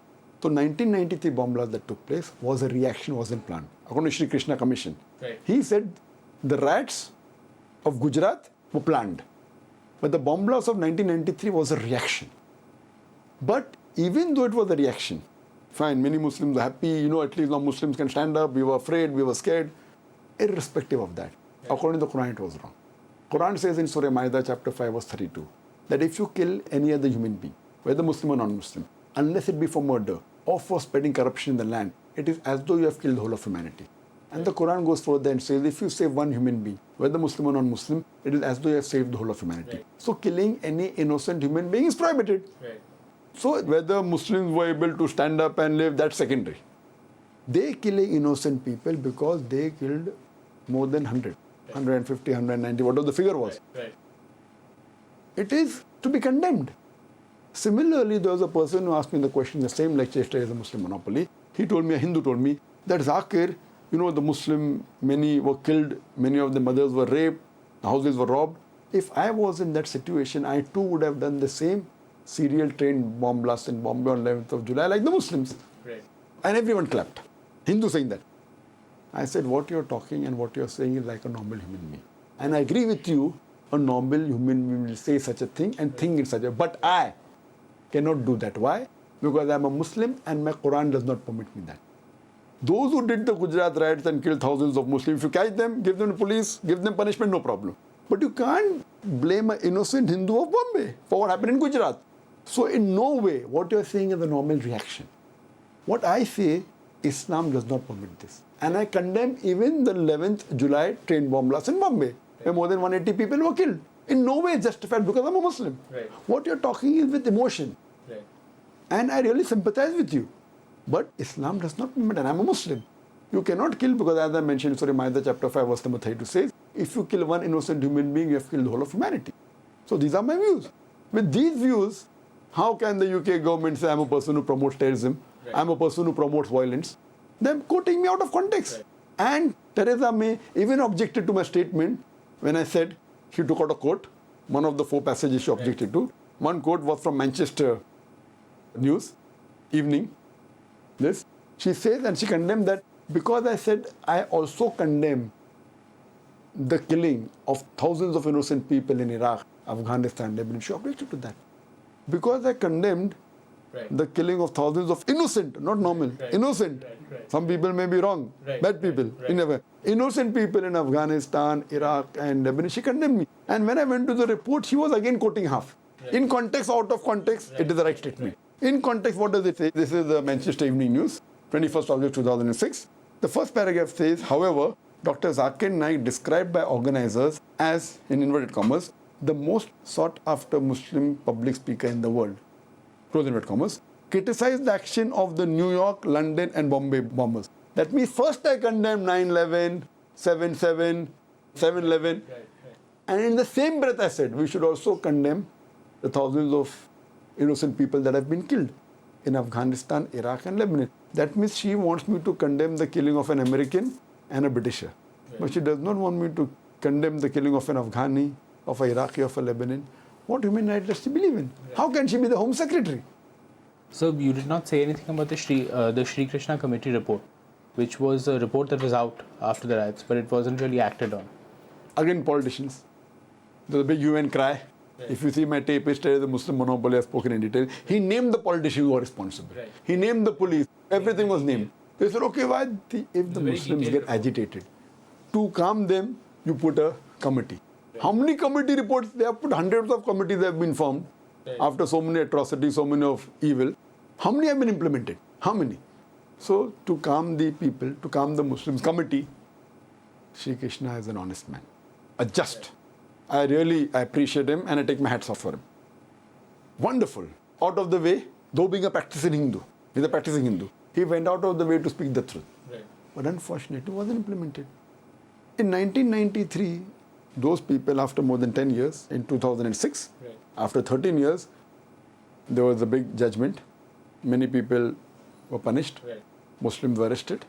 Many were put to death. Many for a few years. I agree. The court did a fair and just trial. If not all, majority, almost all, Right. if not all. I agree they were responsible. Right. One or two, maybe human error was there. Right. But I'm not disagreeing. They should be punished. I'm not disagreeing. Many were put behind bars. Many are put to death. I agree with it. But what about the Shri Krishna report? What about the people named in that report?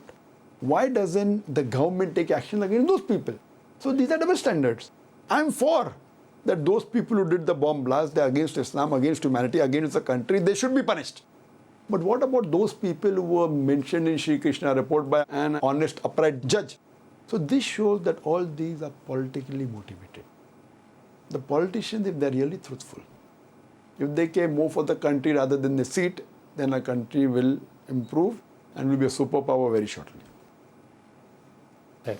So the last question after this thing is basically that you've studied various religions, not just Islam.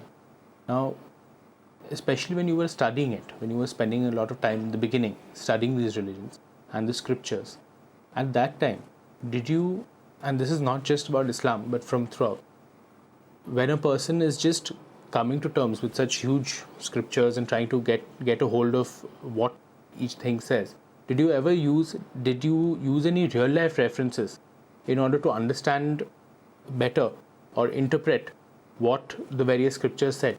The things which, as you went along, you spoke about the fact that you interacted with a lot of people, you debated with a lot of people, so your views matured, they became clearer. But when you were just starting out, did you use real life references from your past life in order to understand the scriptures better or to interpret it? Not just Islam, but others. It is my education which I gained in school, what I gained in college, what I gained in the medical college. Right. I use my knowledge of science to understand the scripture well. Right. I use science as a test for the scripture, whether it be the Quran, whether it be the Veda, whether it be the Bible.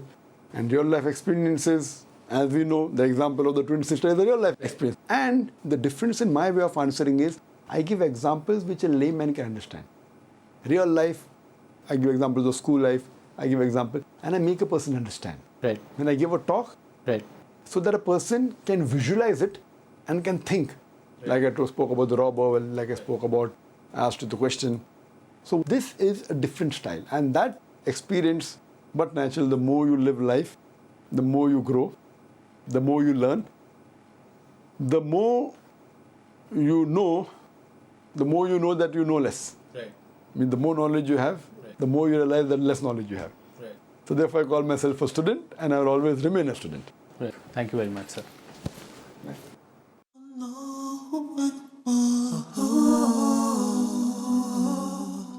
He created the universe. To him belong the heavens and the earth. The ever-living, he is the first. He's the owner of mercy. He sent his messengers to warn his creatures.